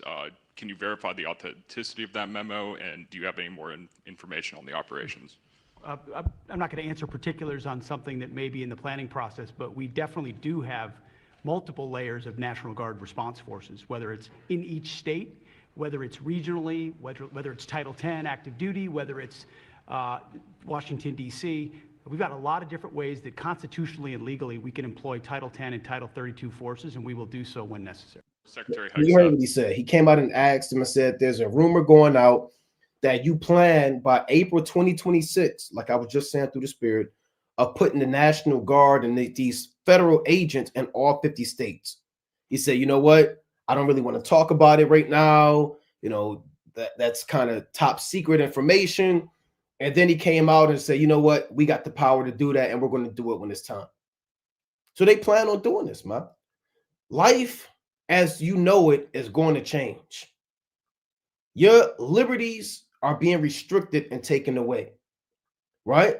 Your day-to-day life is going to change in time to come. Your ability to just get up and travel freely and go here and buy this and do this and all of this is coming to an end. To have food freely given to you, and they're beginning to tighten and make things straighter and straighter and straighter for you. And the Most High is doing that. The Most High is doing that. It's likened it to the birth pangs of a woman, going through her different trimesters. Right now, we're in the third trimester. A woman's, gestation period, right, is about 9 months, divided into 3 trimesters. And as the pregnancy gets closer to the delivery date, it gets more difficult for that woman. She has more pain. It's harder for her to walk. She's less mobile. Those contractions start coming. And the contractions, they're far apart. Then you measure them, they can get closer apart, they get closer. And as they get closer and closer, the pain intensifies. It's magnified as those contractions get closer and closer. The baby positions itself, the head is down, and the body is working. The mucus plug, the water breaks, and everything's happening. And a woman controls absolutely none of those things. All of that is completely outside of her control. So that's what's going on now. All of what's happening is completely outside of our control. And it's getting harder and more difficult. And instead of a child being born, it's our salvation. So that in the book of Isaiah, I'm going to get that Most High willing. Our salvation is going to be brought forth. So I'm going to play this one more time and hear what these devils said. And like I was saying, One of his titles, he's the Secretary of War, right? The Secretary of War. Sir, a memo circulating on social media details the establishment of a National Guard response force that's going to be trained in crowd control and civil unrest and deployed in all 50 states by April of 2026. So you got whistleblowers. Whistleblowers. Can you verify the authenticity of that memo, and do you have any more information on the operations? I'm not going to answer particulars on something that may be in the planning process, but we definitely do have multiple layers of National Guard response forces, whether it's in each state, whether it's regionally. So they have multiple layers. Whatever that means, only the Most High know. They have multiple layers of that. They may have a specific task force that targets the Israelites. Their address, where they work at, their identity, who they're related to. There may be a task force strictly for, the crowd control, the average Negroes out in Detroit and Baltimore. Then when they start coming after you, they're trained, and I believe they're going to have their most trained men that come after us. Because they know us. They know about the spiritual power, right? They know about the Most High, Yahweh Shai. So I'm led to believe they're going to have their most trained specialist men come after the servants of the Lord. And that may be part of these layers of these task force that he's actually talking about. Now, I don't know the specifics. I'm not in those rooms where they have these meetings. It's all speculation, but, it's not far-fetched, to say the least. Whether it's Title 10, active duty, whether it's Washington, D.C., we've got a lot of different ways that constitutionally and legally we can employ Title 10 and Title 32 forces, and we will do so when necessary. They're going to do so when necessary, right? And they're slowly, again, beginning to pass these laws that you see going on in the earth to slowly take away your liberties, cause chaos, so they can enforce these laws. Because time is getting rough, man. Right? The United States is $38 trillion in debt. So they have to do something. $38 trillion in debt. So like I said, man, like the title of this lesson, it's over. This place is finished. There's no coming back from this. How are you $38 trillion in debt? And they'll always be in debt due to their, what is the appropriate word? Due to their position, for lack of better terms, with the Federal Reserve and the so-called Jew. So they're $38 trillion in debt. This place is finished, man. And nobody wants to do trade with America anymore. Even Germany, I saw this earlier. Let me pull this up. China becomes Germany top trading partner. Let me see if I can find that. Look at this. China has become Germany's top trading partner in the first 8 months of 2025, overtaking the United States. So nobody wants to be in bed with her anymore, man. Even Western European nations that are part of NATO, they say, look, man, I can't do trade with you anymore, America. It's a new whore. It's a new hot piece of flesh on the scene. And China's the new whore. And everybody wants to get in a whiff of China. Their nose is wide open. Right? And they want to get in bed with her next and freak off with China. And they're beginning to depart from America and depart from this whore. Right? To depart from this whore. So everything about this society is completely gone, man. It's gone. It's finished. I can tell you in Revelation, the 16th chapter. Let me get this. Your job is going to be finished, man. Right? Your money is going to be of no value soon. This society is trillions of dollars in debt. Gold is increasing. The dollar is going down. Let's see if I can type this in real quick. D. Right, I spelled it wrong. In 2025, I typed in de-dollarization. During the second presidency of Trump, many countries began moving away from the US dollar as a foreign currency reserve. This coincides with the United States beginning to pursue an isolationist foreign policy and an erratic economic policy. Why is it erratic? That reminds me of Isaiah, the 19th chapter. There will be a spirit in Egypt causing them to err. Right? So you have a lot of nations, they don't want to get in bed with America anymore. Right? They're bugged out. They're erratic. They're not making the best decisions. And people are departing from the dollar, and America is going broke. They're broke. Right? I wanted to get this in Revelation 16 and 17. And the seventh angel poured out his vial into the air. And there came a great voice out of the temple of heaven from the throne saying, "It is done." Right? Now, this is going to happen when the Most High totally wipes his place out. But this spirit is in the air, man. You have Edomites going depressed, drinking themselves to death. They're not smiling how they used to, man. They're not happy-go-lucky how they used to. Edomites are more on meth, trank, perks, pills. You know? You got Edomites leaving America, man, trying to go to other places, buying doomsday bunkers. It's done. Let's go to Isaiah the 14th chapter, right? Isaiah chapter 14. And they always say, when you look it up, the average age of an empire is 250 years.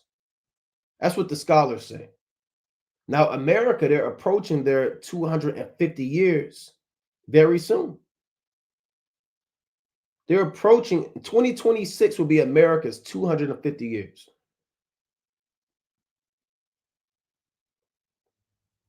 And that's when all empires slowly begin to decline. For brothers that don't know that, let me pull that up too. Average age of empires. The average age of empires is cited as being approximately 250 years.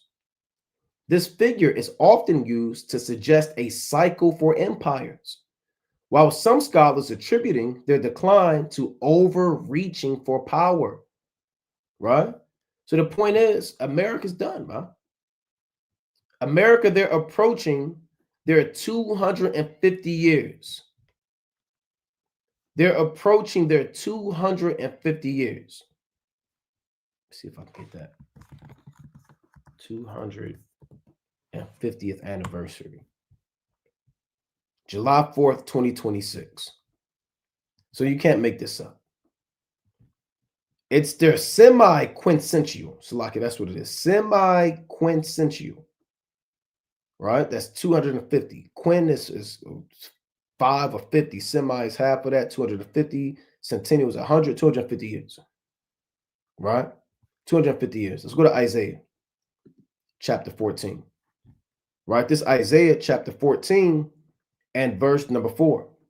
It reads, that thou shalt take up this proverb against the king of Babylon and say, how hath the oppressor ceased? The golden city ceased. Now, this is going to happen once America is completely destroyed, but this spirit is on the earth now. The men of the Most High beginning to talk their talk, man. See, the prophecy says in Deuteronomy chapter 28 and 37, and thou shalt be a proverb and a byword among all nations, whither the Lord thy God shall lead thee, paraphrasing. So wherever we go, we're mocked, we're the joke, right? We're ridiculed, we're ostracized, we're made fun of, we're put in the back burner. But the prophecy also says in another place, in Deuteronomy chapter 30 and verse 7, and the Lord thy God shall put all these curses upon thine enemies and upon them which hate thee, paraphrasing. So the curses of us being a proverb and a joke, now it's turning on America. America is now the joke of the earth. Their so-called president is spending what, $200 Is it 200 million on a ballroom? How are you 38 trillions of dollars in debt? Your society is collapsing. Your infrastructure is falling apart. And this Edomite woman came out and said that the president's #1 goal right now is to build the ballroom. He's bugged out. This leader is bugged out. The ballroom is his #1 priority. So this is the proverb, huh? America's ceasing. The golden city is done.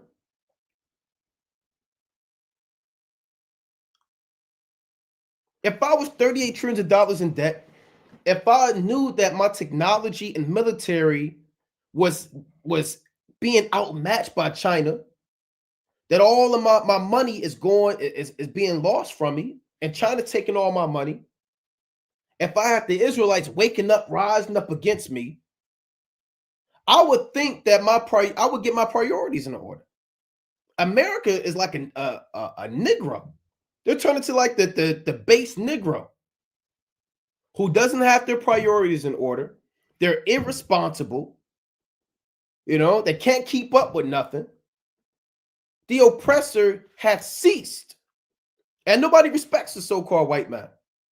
There was a time in the 1940s and 50s and 60s where the so-called white man would travel to France. He would travel to China. He would travel to Japan. He would travel to South Korea. He would travel to certain nations, and they would bow down at the reverence of the so-called white man.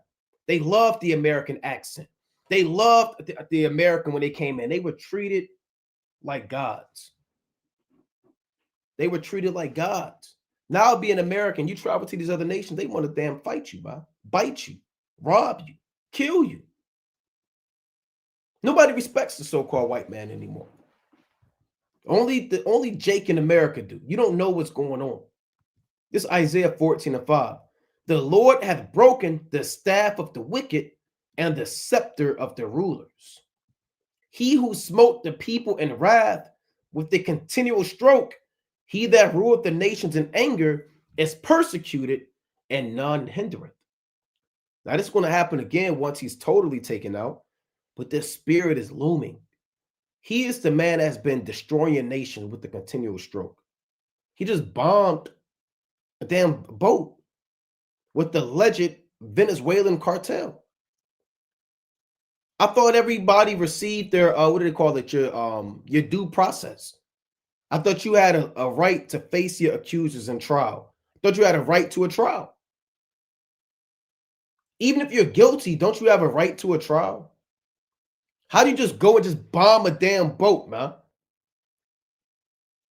You have no witnesses. There's no proof. You're invading lands. You're taking over oil. You're destroying the earth. You're beating down the Israelites. You got ICE pushing Israelite women down the damn hallway, man. Snatching children out their arms. He's the one smiting the people in wrath with the continual stroke. He has not let up. And he has ruled the nations in anger. With nuclear bombs, atomic bombs. Now he's being persecuted. Ain't nobody going to stop that. The Lord said, and none hindereth. Meaning nobody's going to stop this, man. Ain't nobody going to stop this from you being persecuted. The whole world is rising up against you. Let me get that in Job chapter 20. The whole world is rising up against the so-called white man. This place is done, man. It's done. This is Job chapter 20 and verse number 27. The heaven shall reveal his iniquity, and the earth shall rise up against him. And the heavens are revealing his iniquity. Right? What does that mean? The heavens shall reveal his iniquity. Yahweh, Bashmi Awashad, is putting a spirit on the servants of the Most High to open up the Bible and reveal the wicked. That's a fulfillment of 2 Thessalonians, the 2nd chapter, which I'm going to get, Most High willing. The Lord said, and then shall that wicked be revealed, whom the Lord shall consume with the spirit of his mouth and shall destroy with the brightness of his coming. So the heavens are digging up all of the wicked sins that the so-called white man has been doing, that he's currently doing. even his secret societies, his agendas. The Lord has whistleblowers and people exposing the plots of the so-called white man. Not only that, the earth is rising up against him, man. You got this guy in France. It's like not in France. Damn, man. And he's a country in West Africa. I can't think of the name of it. So Salakia. But he told France, get the hell out my country, man. Even these African nations, these Hamites, they said, get the hell out of our country, man. You had them South Africans, they was chanting, white man, get out. Right? And you had this guy, what's his name, man? Let me see if I can just type in France, kicked out of Africa. Right? Look at this. This is from January. Why Ivory Coast is joining African campaign to expel French troops. So it's not just Ivory Coast. You have a lot of Hamites. Even they had enough of the so-called white man. So the earth is rising up against him.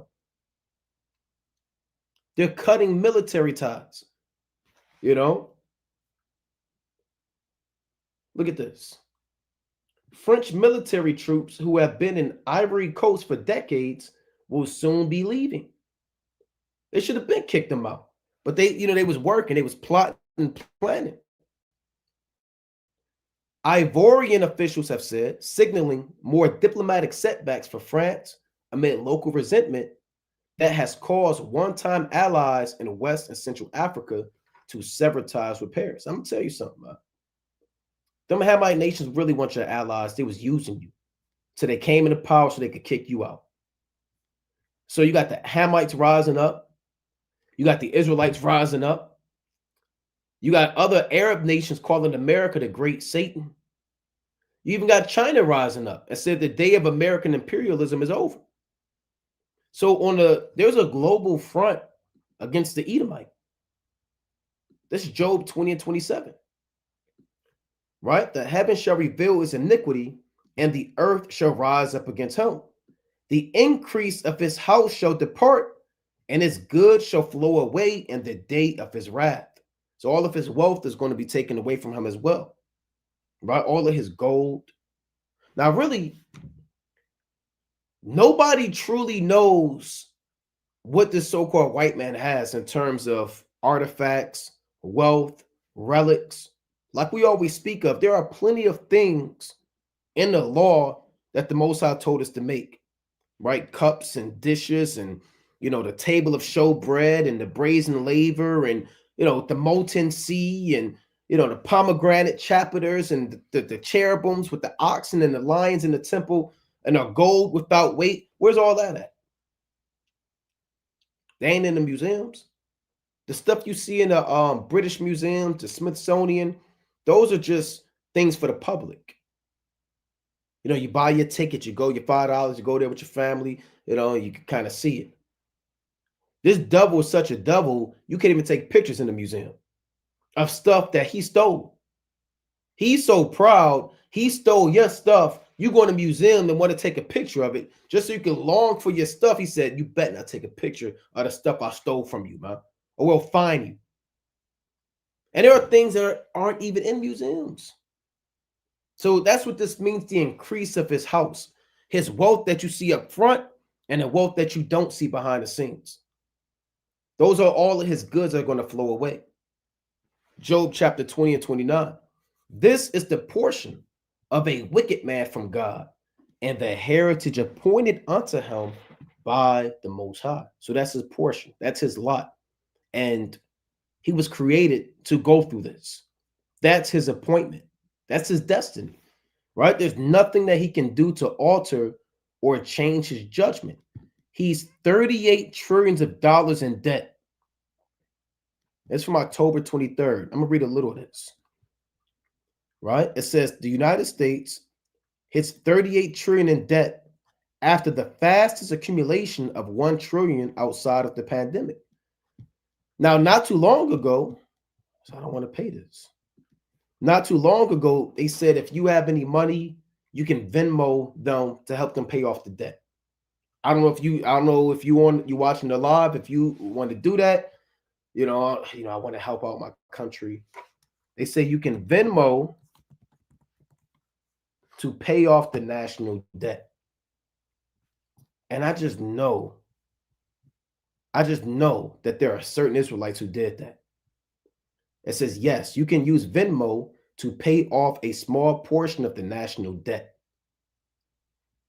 And if you're an Israelite, a so-called Black, Hispanic, and Native American man, woman, and child, and you're paying off the debt of America, you're going to be destroyed. And you deserve to pay that off. You deserve to lose all of that money. It's $38 trillion. I'm going to give them 200 here. We give them 400 over here. You deserve to pay that. And you can do this through their gifts to reduce their public debt. When did they give you gifts to reduce your debt, man? You got bills.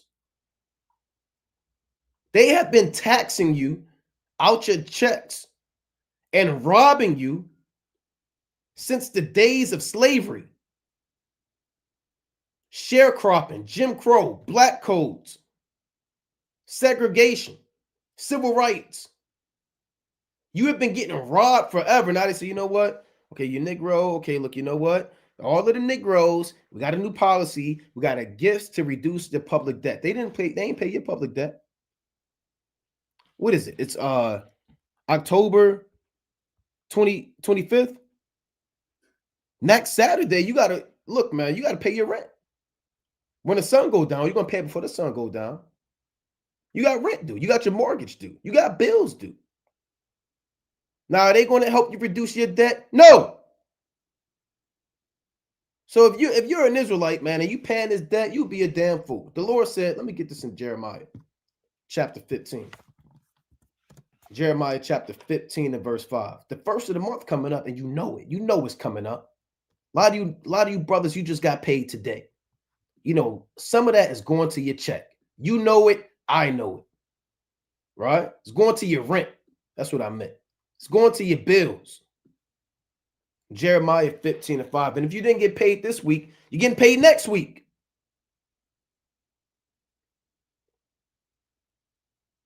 And ain't nobody going to help you out, man.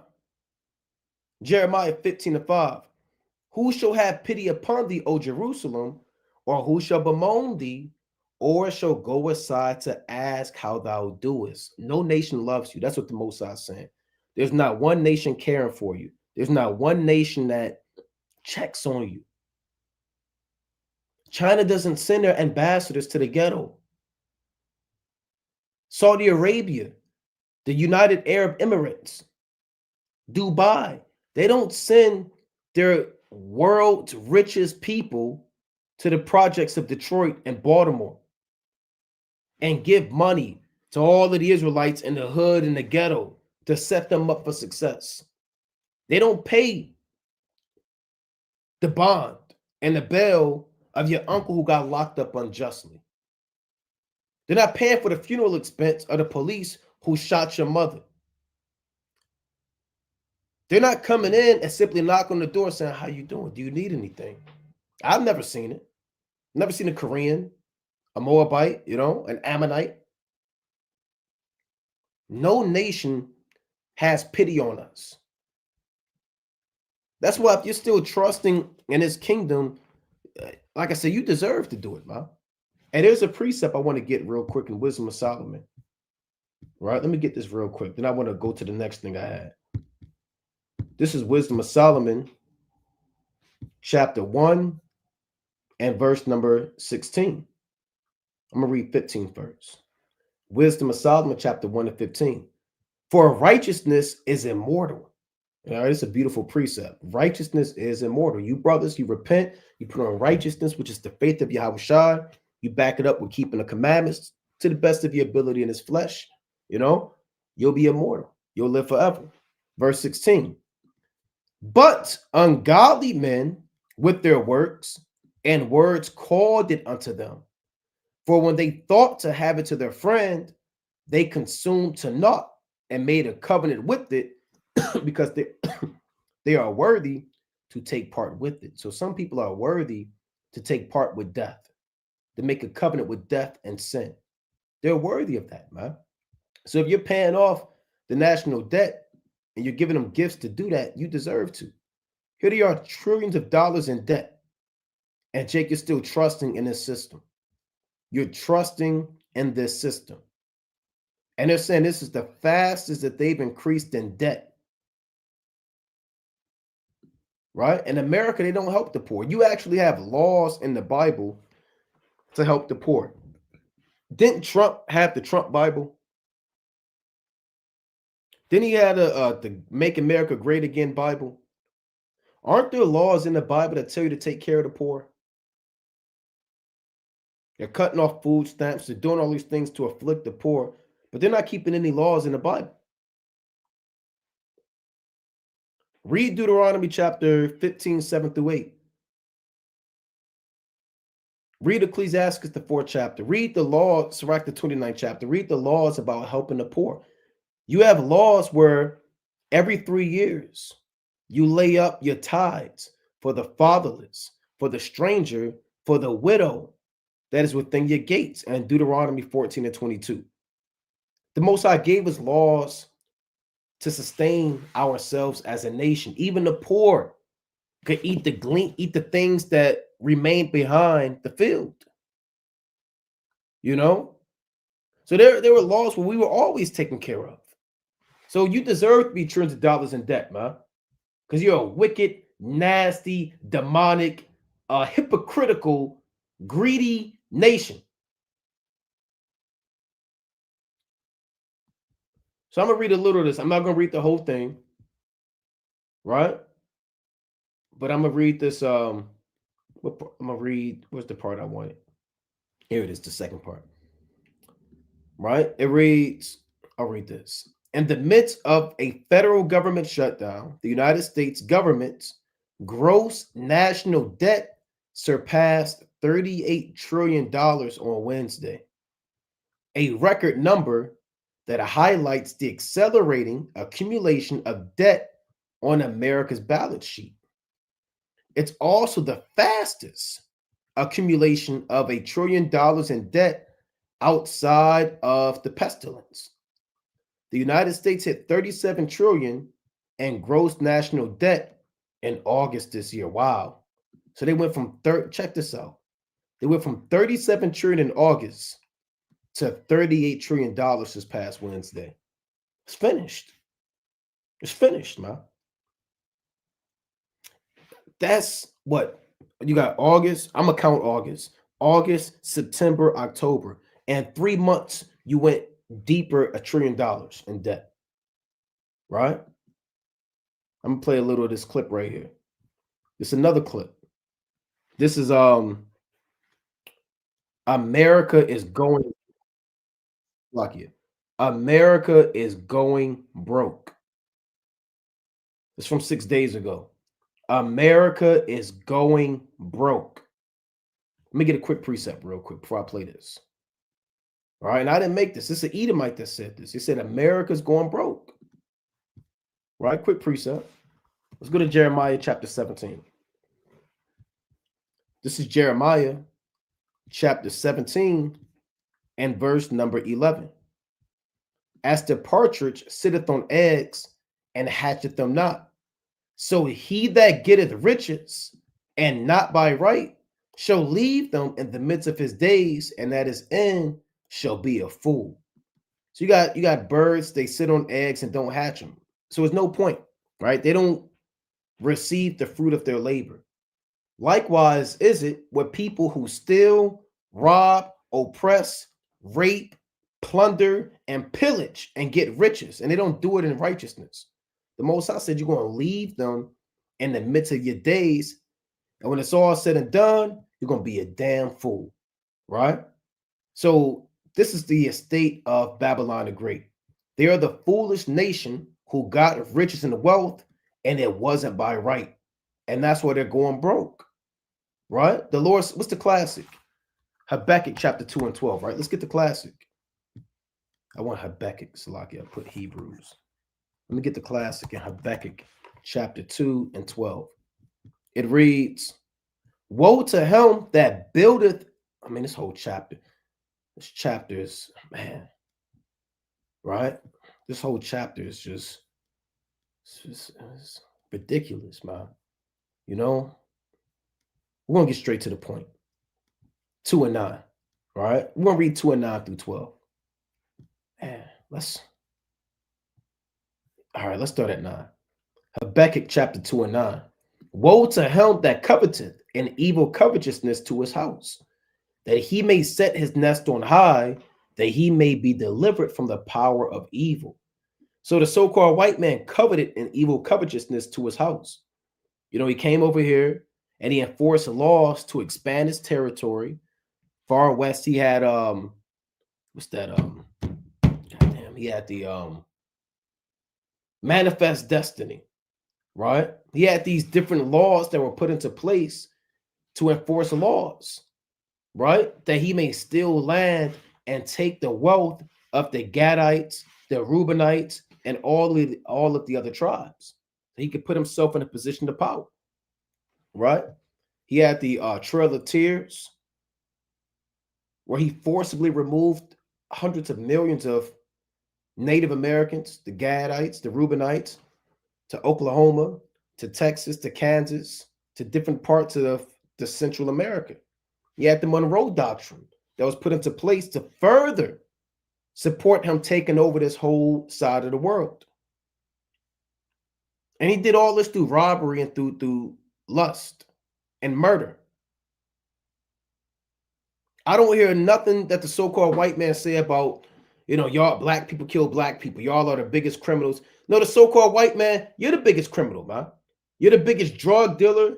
You're the biggest gangbanger. You're the most, they like to liken the Negro to a sexual deviant, you know?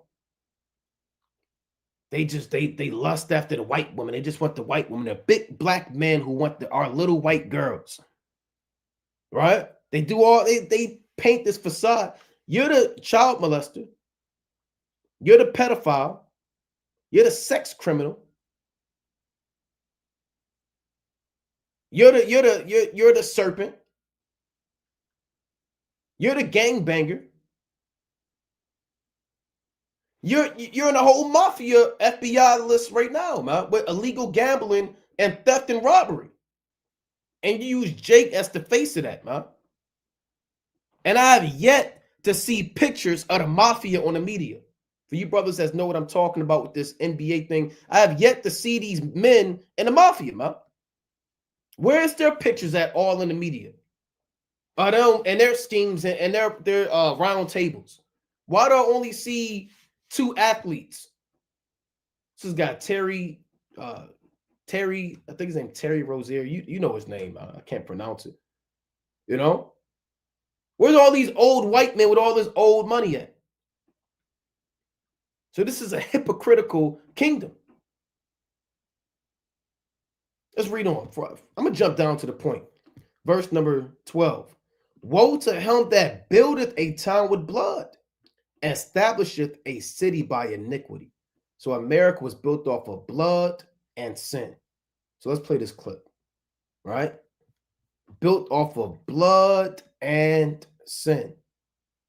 Let me get the audio through the spirit, man. This place is done, right? You know, Jake, you get your little money, man. You know, you take care of your family. You know, you buy your food. You know, you get your water. You know, you fix your car up. You buy your, stuff for your household. You do what you got to do, right? But you know, in the back of your mind, you got to know that any given second, this place can go down.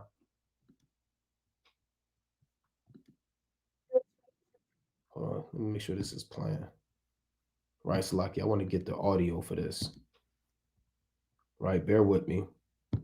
You got to know at any given second, this place can go down.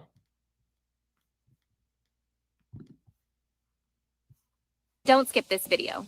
Take a look. I've removed my personal info, guys. America is going broke. This is fair use. America is going broke. Now, this I don't see a mitre on this guy's head. I don't see fringes on his garment. He don't have a staff and saying he's an Edomite more than likely. America is going broke. So says the people running one of the largest banks and investment firms. And this is fair use. Here in the United States, JP Morgan Chase. Several times this week, during interviews, we have heard from both Jamie Dimon, the CEO of JP Morgan, and of course, David Kelly, the asset management chief global strategist for JP Morgan, tell us that we have hit a point with the national debt where it's 99.9% of GDP. Yeah, GDP is your overall, your gross domestic product. So that he's going to explain it. Meaning we're almost spending as much as we bring in. You see that? It's called breaking even, right? On the left-hand side. They're spending much. You can't live like that. America's living check to check. If you want to understand, they're living check to check. That's something that we can understand, right? You get your money, and it's gone. Let's say your so-called rent and expenses in a month is, $3,000 all in all, right? $3,000. That means you make $3,000 and then you got to pay $3,000. Once you pay that $3,000, you got to loan more, you got to take out more to cover the cost. It's over with. It's done. They're almost at 100% breaking even.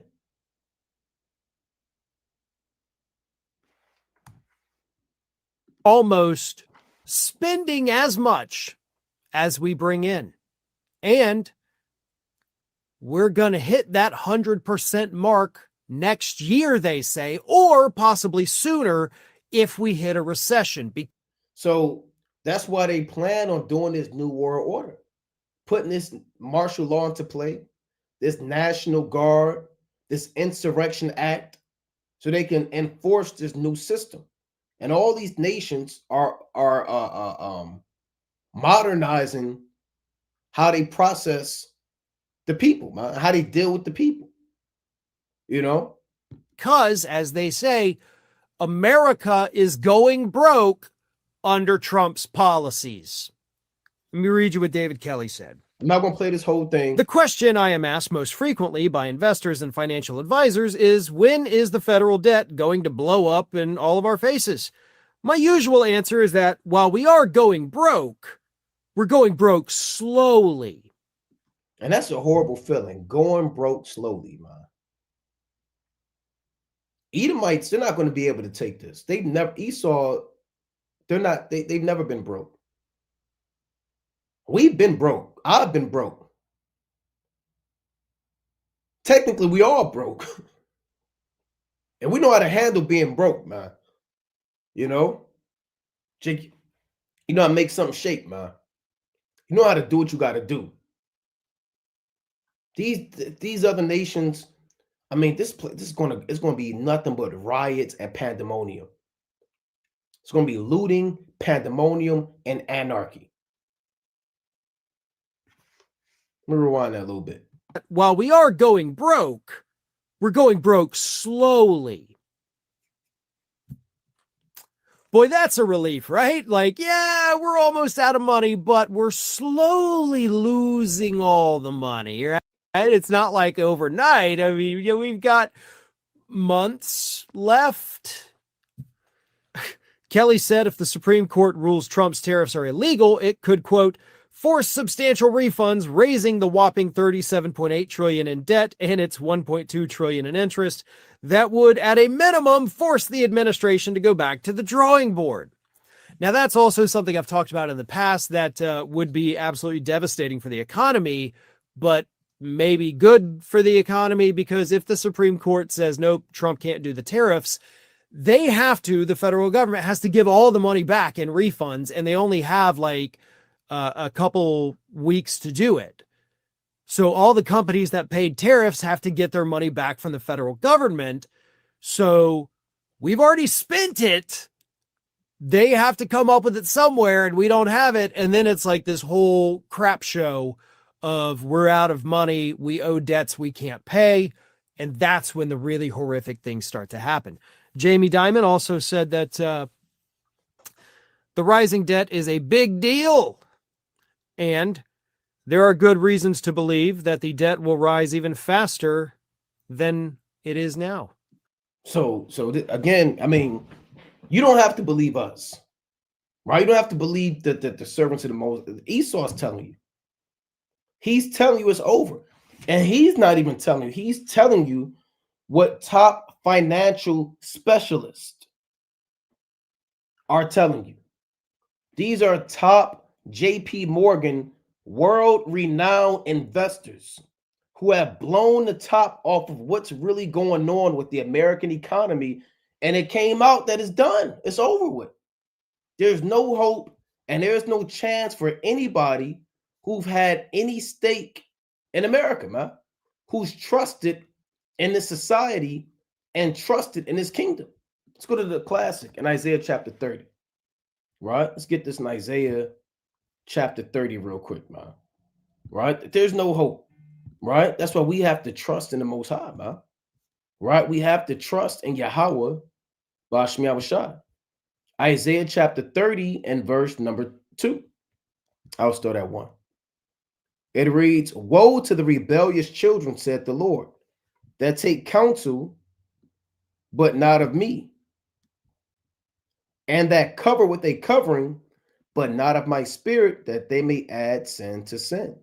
Yeah, you take counsel of your astrological sign. I'm a Pisces, Sagittarius. You take counsel of your mayor, your congressman, of your church advisor who's robbing you, your pastor who's molesting you, right? Your guidance counselor, your therapist, right? Your chakras, white Jesus, your idols. You take counsel of everything but the Most High, right? That you can go off. Verse number 2, that walk down into Egypt and have not asked at my mouth, to strengthen themselves in the strength of Pharaoh and to trust in the shadow of Egypt. And this is modern day Egypt. People are looking to strengthen themselves with the strength of Pharaoh, to trust in the shadow of Egypt, to trust in America and that they may sustain you and provide for you, right? Again, like I showed earlier, Jake, you're waiting. It's like you're on snap to save you. And most Negroes that get it, again, they're going to buy what? Abominable foods, unclean foods. They're going to buy on the Sabbath. They're not going to buy lamb for the Passover. They're not going to buy food for the day, for the Feast of Tabernacles or anything righteous, man. They're not going to get food to prep for the Shabbat, knowing that 6 days shalt thou labor and do all thy work. They're going to go to hell off, buy birthday cakes, butterball turkeys, Christmas damn dinner, Halloween candy for the kids, and do all types of wickedness, man. So again, the Most High is tightening up, right? That this walk. And things are beginning to be more and more straight and more narrow, right? And if you trust in this society, here's what the Most High said. Isaiah 30 and 3. Therefore shall the strength of Pharaoh be your shame, and the trust in the shadow of Egypt your confusion. Right? Let's go to the book of Isaiah, the 19th chapter. Right? This is the book of Isaiah, chapter 19. And verse number 14. And again, Trump came out and said, let me pull this up. This was madness. All right. Let me pull this up. Now they got the fact checkers out there. All right. They came out and said, yeah, they came out and said this. The ballroom is the president's main priority. So this guy's an idiot, man. I don't know how else to say it.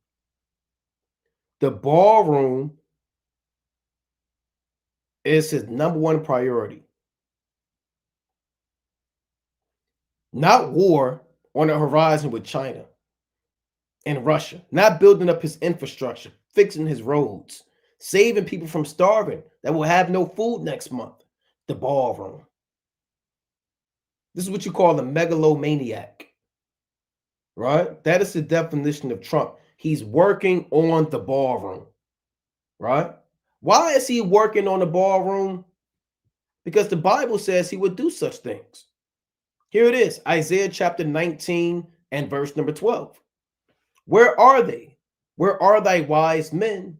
And let them tell thee now, and let them know what the Lord of hosts have proposed upon Egypt. So the Lord said, where your wise men at? See, in the 1940s and 50s, America was building themselves up to be the face of global power and excellency, the standard of wealth, financial success, and global influence. And they had leaders who the Most High was working with. He was working with FDR. He was working with Hoover. He was Nixon and all these different Edomites and Kennedy to put America into a position where all nations flock to it. They had top wise men with counsels and plans to win wars and drop bombs and invade lands and, weaken the public perception of the government. All that's going away with now. It's all going away with. Where's your wise man at? Why is the ballroom, a $300 million ballroom, your number one priority? Did not America give money to, who's that, Argentina? They get millions to Argentina. Let me see if I can get this. Millions given to Argentina. They gave them 20 bill 8 days ago. Why Trump is giving 20 billion to help Argentina as they go through an economic crisis? So that's insanity. How are you $36 trillion and $38 trillion in debt? Then you give another people 20 billion. You gotta be a fool. 20 bill. But you're trillions of dollars in debt. That's why Isaiah chapter 19 says what it says. Where your wise men at, man? Where is your people that's supposed to say, you know what? That doesn't make any sense. Let's invest that money to build this up, to do this. Right? Let's cut off on spending, inflation. Let's get rid of the Federal Reserve. Let's do this. They're not doing that. Isaiah chapter 19 and 13. The princes of Zoan are become fools. The princes of Noph are deceived. They have also seduced Egypt, even they that are the stay of the tribes thereof. So these Babylonian leaders are deceived. Now, at one time, even ancient Egypt had wise men. America had wise men, men that were part of secret societies of the Skull and Bones, Yale graduates, Illuministic nepotism, and Rothschilds and Rockefellers coming into power from their fathers to set up the, how the world is going to be. That world stage. Now they're still doing that on a, macro level. So a lot of what we're going into is all part of their scheme anyway, but right now we're kind of just touching on it on a personal level. These world leaders have seduced Egypt, right? Have seduced the American public. Verse number 14. The Lord hath mingled a perverse spirit in the midst thereof, and they have caused Egypt to err in every work thereof, as a drunken man staggereth in his vomit. So there's an actual, like I break this down all the time through the spirit. The Most High sent the demon into America to make them make decisions that caused them to err. That's all it is. There's an actual demon. The perverse spirit is a demon. It comes from the third heaven, from the heavenly realm, the celestial realm. It's sent down to this plane, this terrestrial plane, this dimension that we dwell in, and it's working on the minds of these top Amalekites, these top warlocks and wizards on the left-hand side to lead America into complete destruction. That's what the Most High is saying. Verse 15. Neither shall there be any work for Egypt, which the head or tail, branch or rush may do. So this economy is going to crash. It is going to crash. There will be no work. There will be a famine. There will be people that starve. The Bible speaks many times of the famine coming on the earth. So again, you have Israelites worried about food stamps, saying living off food stamps is a family tradition, right? This is what we're supposed to do. We're supposed to pass that down, right? And live off the government and never trust in the Most High. Jake, you have no what's what I'm looking for? You have no mind to achieve anything. You just want to be a base nation and trust in the so-called white man. There's another word I'm looking for, but you got people who they have no goals. They have no nothing they want to achieve. You know? Let me play this clip real quick. That's how Jake is in the last days, man. You have nothing going on for yourself. It's sad. A lot of brothers, they're going to get caught out there. They're going to get caught out there and they're going to have to deal with it. It's not as if you didn't know, right? You can't say you didn't know. Play this quick clip. So my sister made a video about how my whole entire family gets EBT. And everyone is calling us bums because we don't work and we live off the government. And we are proud of that. See that? We are proud of that. Right? We are proud of that. We are proud of being beggars, slaves. We're proud that Deuteronomy chapter 28 and 48 is in full effect. We are proud that Revelation, the 12th chapter, the Most High said that we will be nourished from the face of the serpent. We are proud to fulfill these things. The Lord said in Jeremiah, the 5th chapter, my people love to have it so. Let me read that real quick in Jeremiah 5. I believe that's 5 and 31. Right? So, you can't, sometimes you're at a loss for words, but everybody can't come out like ancient Egypt, man. Everybody ain't going to make it. This Jeremiah chapter 5 and verse number 31. This whole thing is good. Yeah, I'll read 31.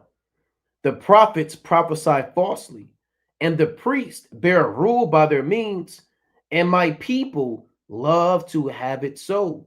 And what will ye do in the end thereof? Yeah, what you going to do in the end thereof? The Lord said, my people love to have it so.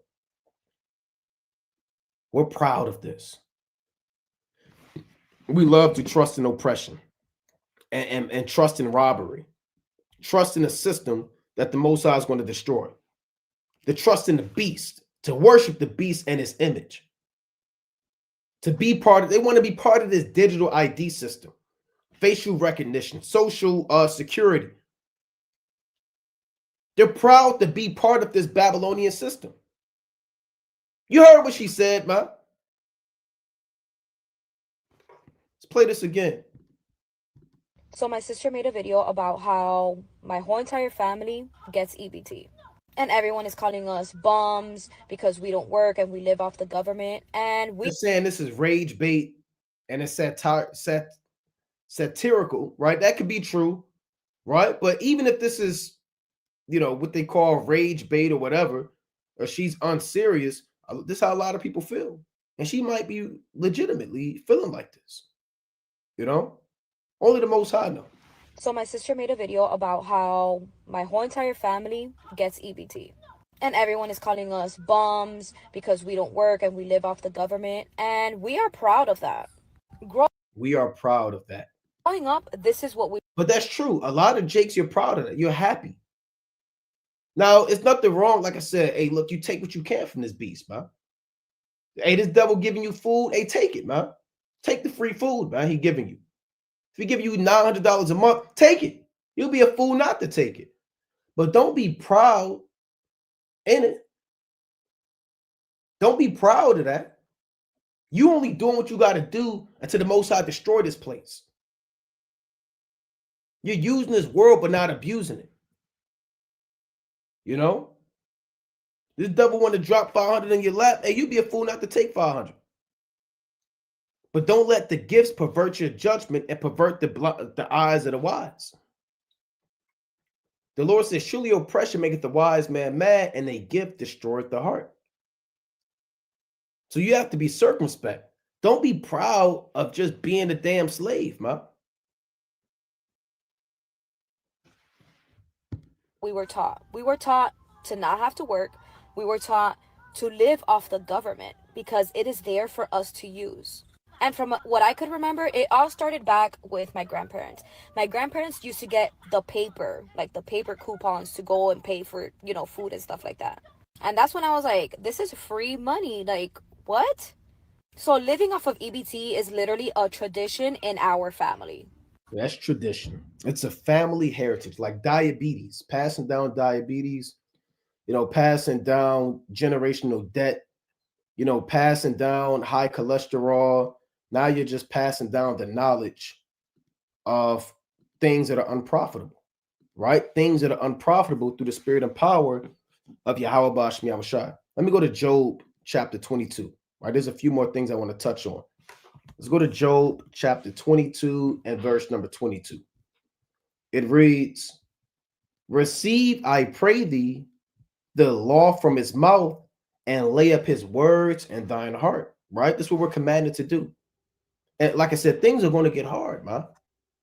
You very well might be affected. Your job can start doing layoffs out of nowhere. You might get let go. You might have your money taken away from you. You might not get no SNAP benefits this month coming up, right? You might have to pick up an extra shift. You may have to work that overtime. You might have to get that other job. You know, you're going to have to make something shake. You have to call upon the name of the Most High. The Most High is showing you to trust in him. That this so-called white man is cruel. He's unmerciful to the poor. He has robbed you and robbed you and robbed you, and he has no mercy to those who have no food. A lot of families need that to survive, to eat. That's part, you know what Jake do? Jake, you pay stuff before you get it. You know, okay, look, I get this job, you know, I get this much, you know, I got to pay this off. Okay, money go here. I got to pay this person back. Light bill is this much. But a lot of brothers, you don't account for food because, you know, you getting your EBT or whatever. You might not get that. So you have to take money from here, money from here, money from here, and go from there. And the so-called white man, he knows that, man. But he's the cruel, unmerciful man. So you got to look at this from different angles. He's the cruel, unmerciful man, but also you ain't supposed to be trusting in this man. You're supposed to be trusting in the Most High. Because SNAP is the least thing he's going to do. Eventually, he's going to be coming to kill us. The Lord said in 2nd Esdras, I'm going to get it too, chapter 16, they're going to waste and take away your goods and cast you out of your house. Tobit had all his goods forcibly taken away from him. Tobit had his wife taken away from him.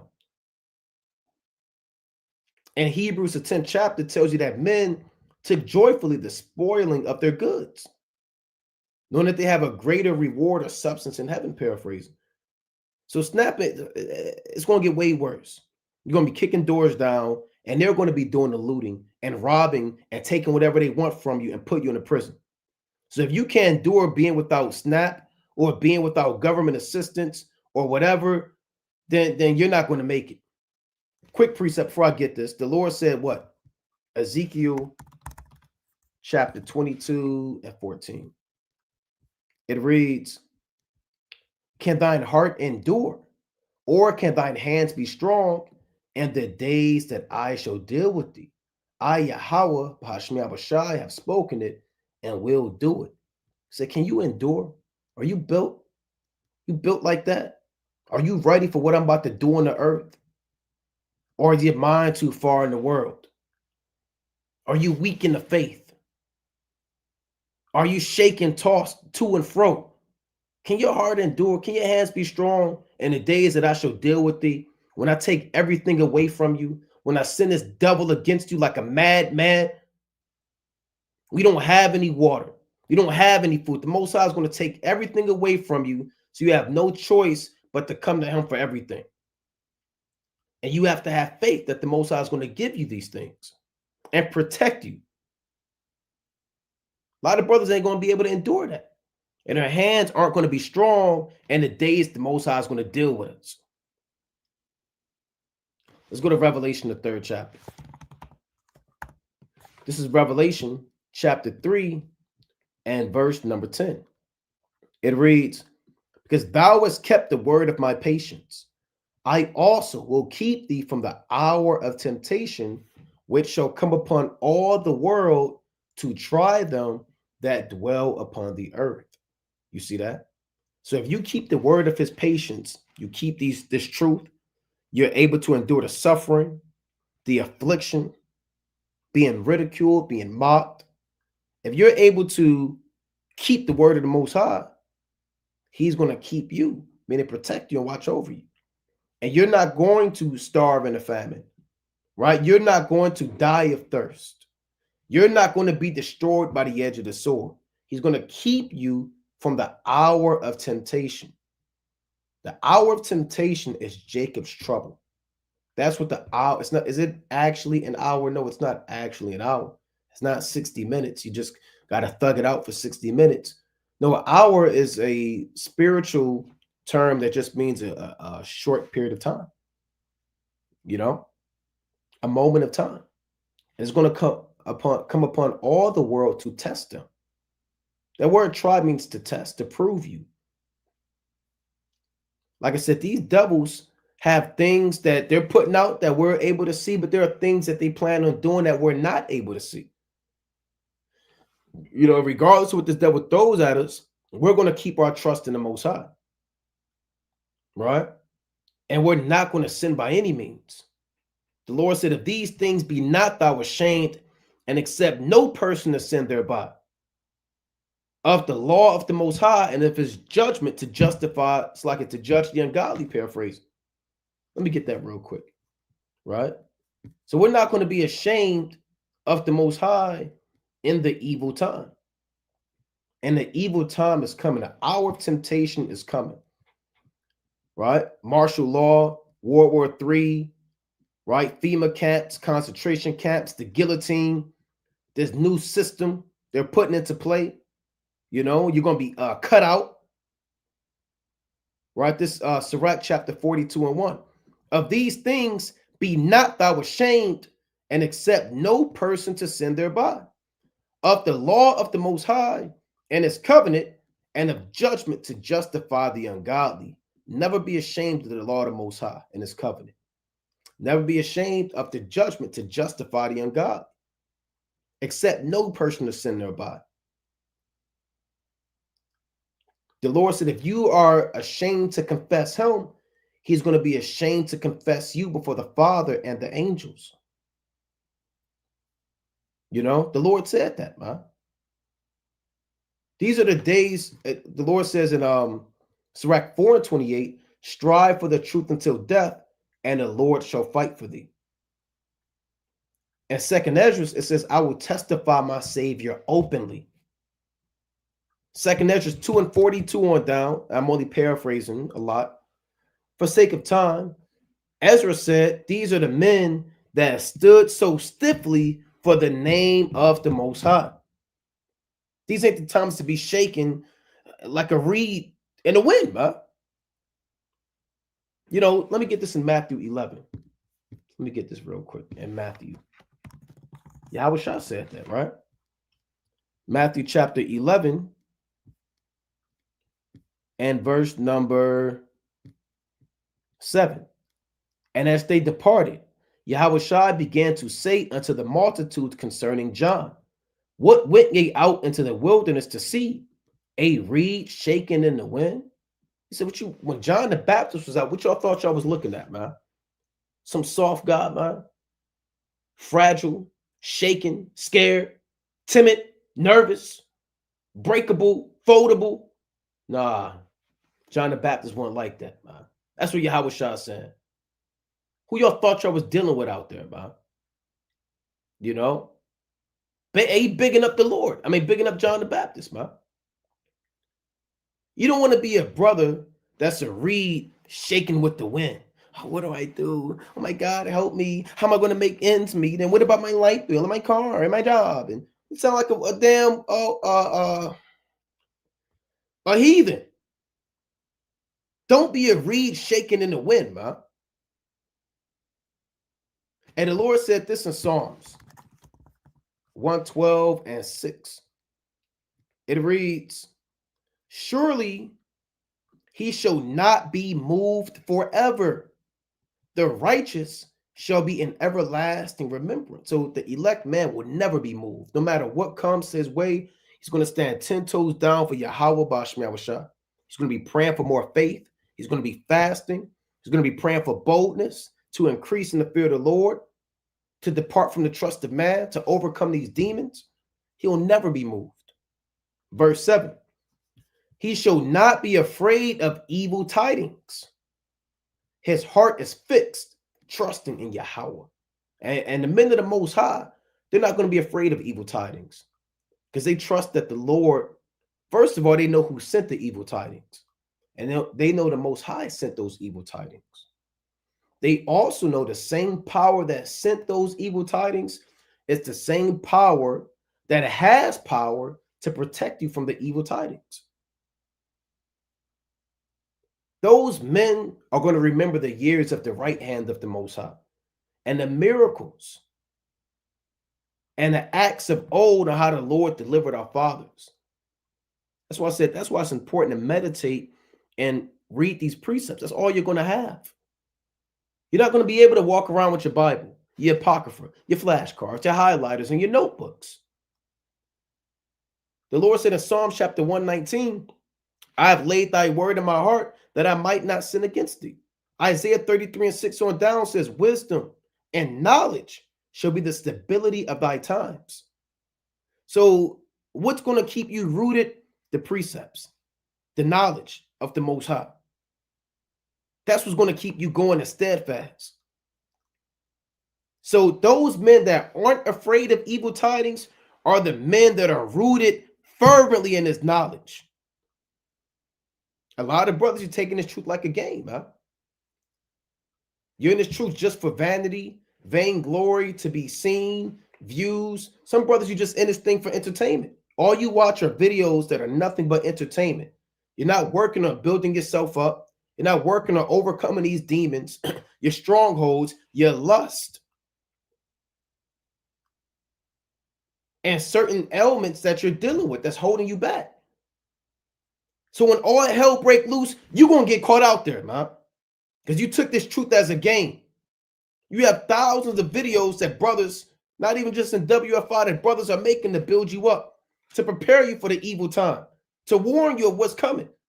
You got men still playing around, man, twiddling their thumbs.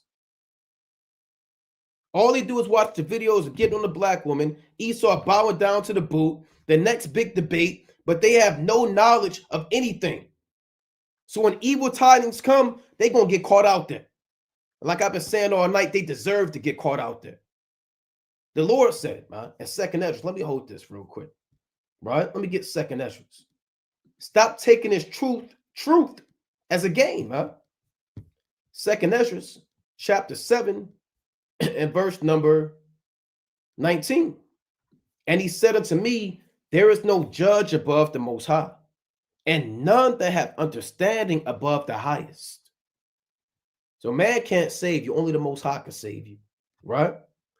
For there be many that perish in this life, because they despise the law of the Most High that is set before them.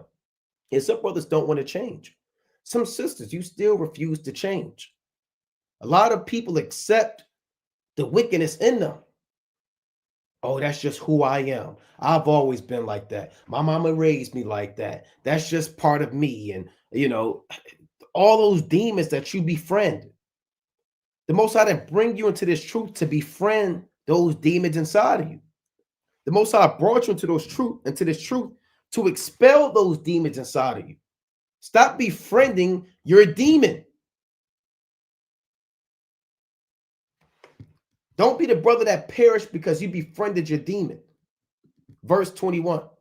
For the Most High hath given straight commandment to such as came, what they should do to live, even as they came, and what they should observe to avoid punishment. Told you plain how to live and what happens and how to die. Nevertheless, they were not obedient unto him, but spake against him and imagined vain things. And people are imagining vain things. The society is still going to continue. My job is going to be here forever. America is going to bounce back. A lot of brothers too, man. I'll tell you this. They don't like watching these end of the world videos because it makes them uncomfortable because they're too into this world. They were this close to getting that promotion, this close to getting that job. They're on the verge of finally graduating. And anything that sounds remotely close to that being taken away from them, they hate it and they despise it. That means you're too into this world, right? You got Edomites telling you, like I brought up before, America is going broke. $38 trillion in debt. That's another one I had. Total U.S. household debt reached 18.4 trillion. People are in debt.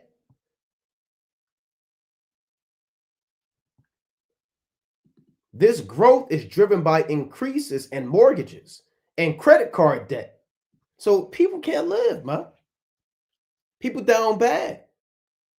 More and more people are working 2 jobs, 3 jobs, DoorDash, Uber, Lyft, Amazon this, Amazon that, part-time, seasonal.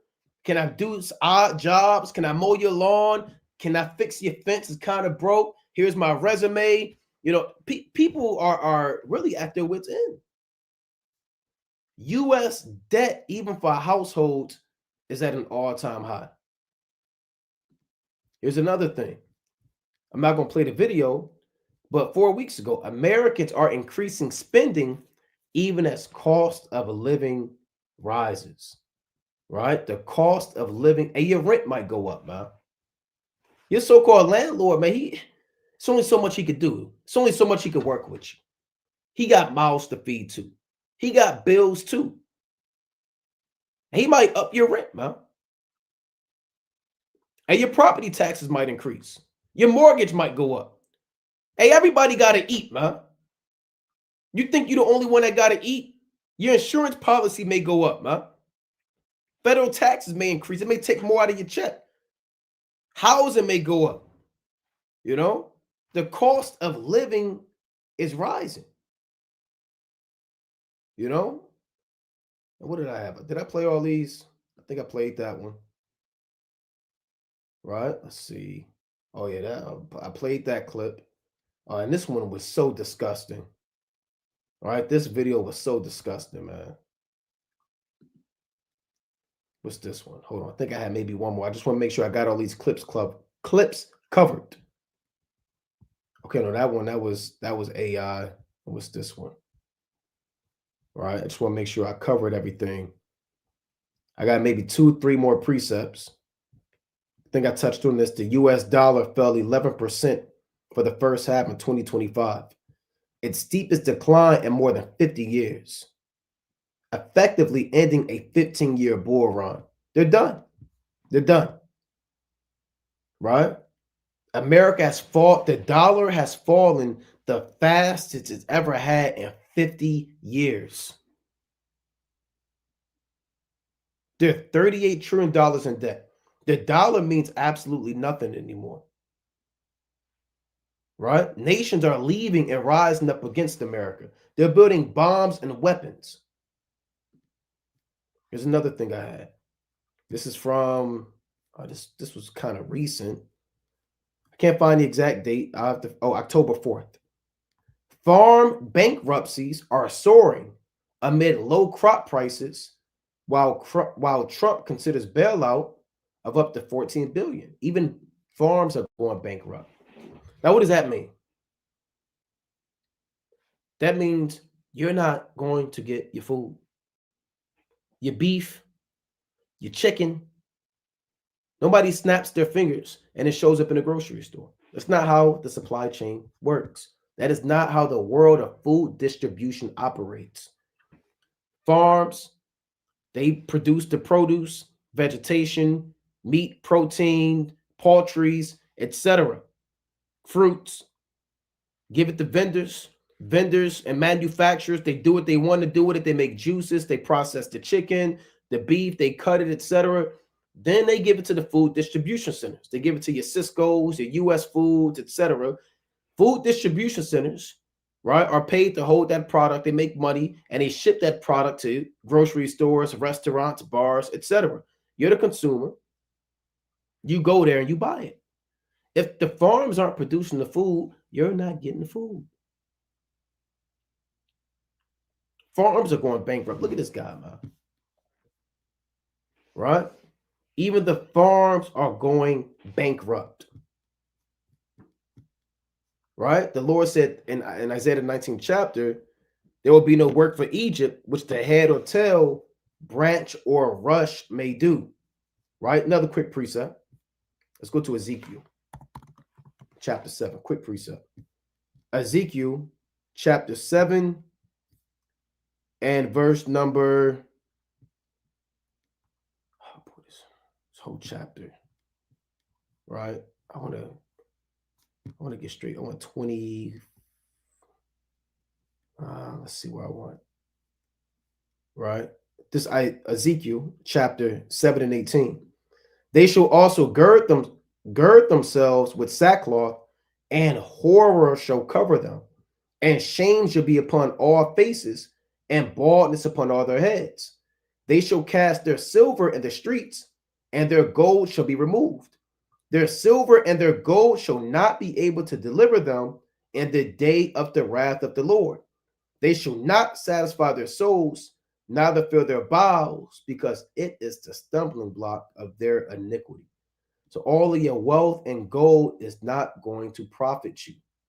Unemployment rate is increasing. The U.S. unemployment rate increased to 4.3% in August of 2025, from 4.2% in July, marking the highest rate since October 2021.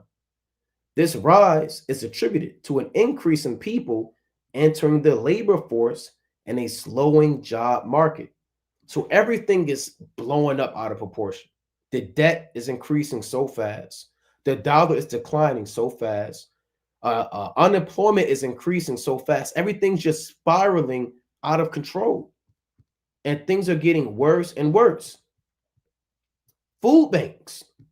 People are looting and robbing and lining up and taking over the food banks. You know? Food banks struggle as demand explodes. So people are going to food banks now. Look at this, taking over pantries because they're not getting their food stamps. They're not getting no money. It's getting bad. When this food pantry run out, they're going to start looting and robbing and stealing, right? They're going to start looting and robbing and stealing. You know, so let's go to Job 22. We may close out with this. We might not, right? But this is Job chapter 22 and 22. So times are hard. But we don't worry about that. We worry about our relationship and fear with Yahweh Bashmi Yahushua. Our whole focus is increasing in fear of the Most High, increasing in faith and works and brotherly love, and continually putting our hand to the plow and doing this work. And the Most High is going to take care of us, man. How do you know that? Let's read it. Anybody that had any doubt, any worries about the economy, how it's going to impact you, let's read Job 22 and 22 again. It reads, I'm going to start at, this whole thing, everything's beautiful, right? In the scriptures. Job 22 and 21. Acquaint now thyself with him and be at peace. Thereby good shall come unto thee. So if you acquaint yourself with the Most High, you open up your Bible, you get into these precepts, you get into this wisdom, you keep the commandments, you build up in faith, you do this work, good is going to come unto you. Receive, I pray thee, the law from his mouth, and lay up his words in thine heart. If thou return to the Almighty, thou shalt be built up. Thou shalt put away iniquity far from thy tabernacles. So if you repent, you turn to the Lord, he's going to build you up. If you put away sin, then thou shalt lay up gold as dust, and the gold of Ophir as the stones of the brooks. You don't have to worry about wealth and money. The Most High is going to take care of you. He said, men of the Most High, they're going to lay up gold as dust. Verse 25, yea, the Almighty shall be thy defense, and thou shalt have plenty of silver. For then thou shalt have thy delight in the Almighty, and shall lift up thy face unto God. In Job, the 5th chapter, the Most High said, in famine and destruction thou shalt laugh. Let me get that real quick. Right? And that's why you, as much as you have precepts that go into judgment and death, you also have precepts that are for comfort and hope. You know, Job chapter 5 and verse number 19. He shall deliver thee in 6 troubles, yea, in 7 there shall no evil touch thee.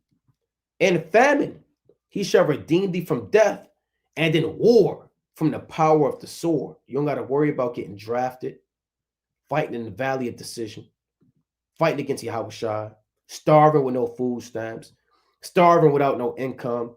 In famine he got you, and war the Most High got you. Verse 21, thou shalt be hid from the scourge of the tongue, neither shalt thou be afraid of destruction when it cometh. Yet the elect are going to have such a heavy spirit, they're not going to be afraid when war and all hell really break loose. Why? It tells you, at destruction and famine, thou shalt laugh, neither shalt thou be afraid of the beast of the earth. Imagine that spirit. People are looting, robbing, all hell is breaking loose, and you're laughing because the Most High sustained you and has taken care of you with food and raiment and peace. You're going to be laughing at destruction. You're going to be laughing in the days of famine if you trust in the Most High. So let's go back to this in Job 22, right? Job 22 and 27. Thou shalt make thy prayer unto him, and he shall hear thee, and thou shalt pay thy vows. Thou shalt also decree a thing, and it shall be established unto thee, and the light shall shine upon thy ways. When men are cast down, then thou shalt say, there is lifting up, and he shall save the humble person. That's beautiful. When men are cast down, starving, nothing to do, wars in the earth, dying of disease, anxiety, doubting, looting, you know, going through disease, pestilence, getting robbed and looted. When men are cast down, you won't be. What you're going to say is, there is lifting up. The Most High is with me. I am protected. And he's going to save the humble person. Verse 30. He shall deliver the island of the innocent, and it is delivered by the pureness of thine hands. So you have to make sure your hands are pure if you want to be delivered. Right? Your hands have to be pure. You can't put your hand to sin, envy, guile, deceit, pride, folly, or whatever sin you're struggling with.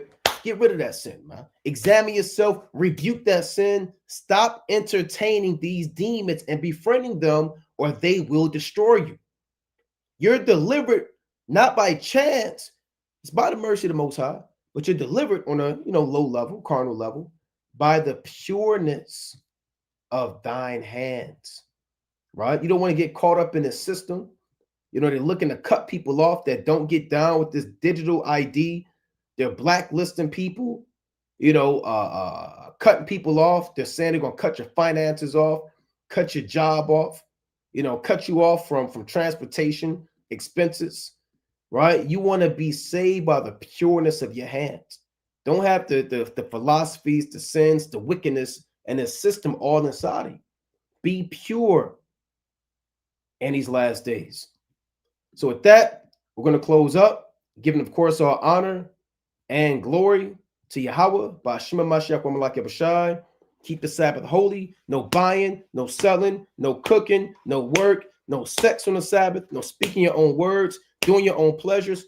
The Most High said, call upon him in the day of trouble, He will deliver you, and you're going to glorify him. Most High willing you are edified. Kwame Yashala. Shalom.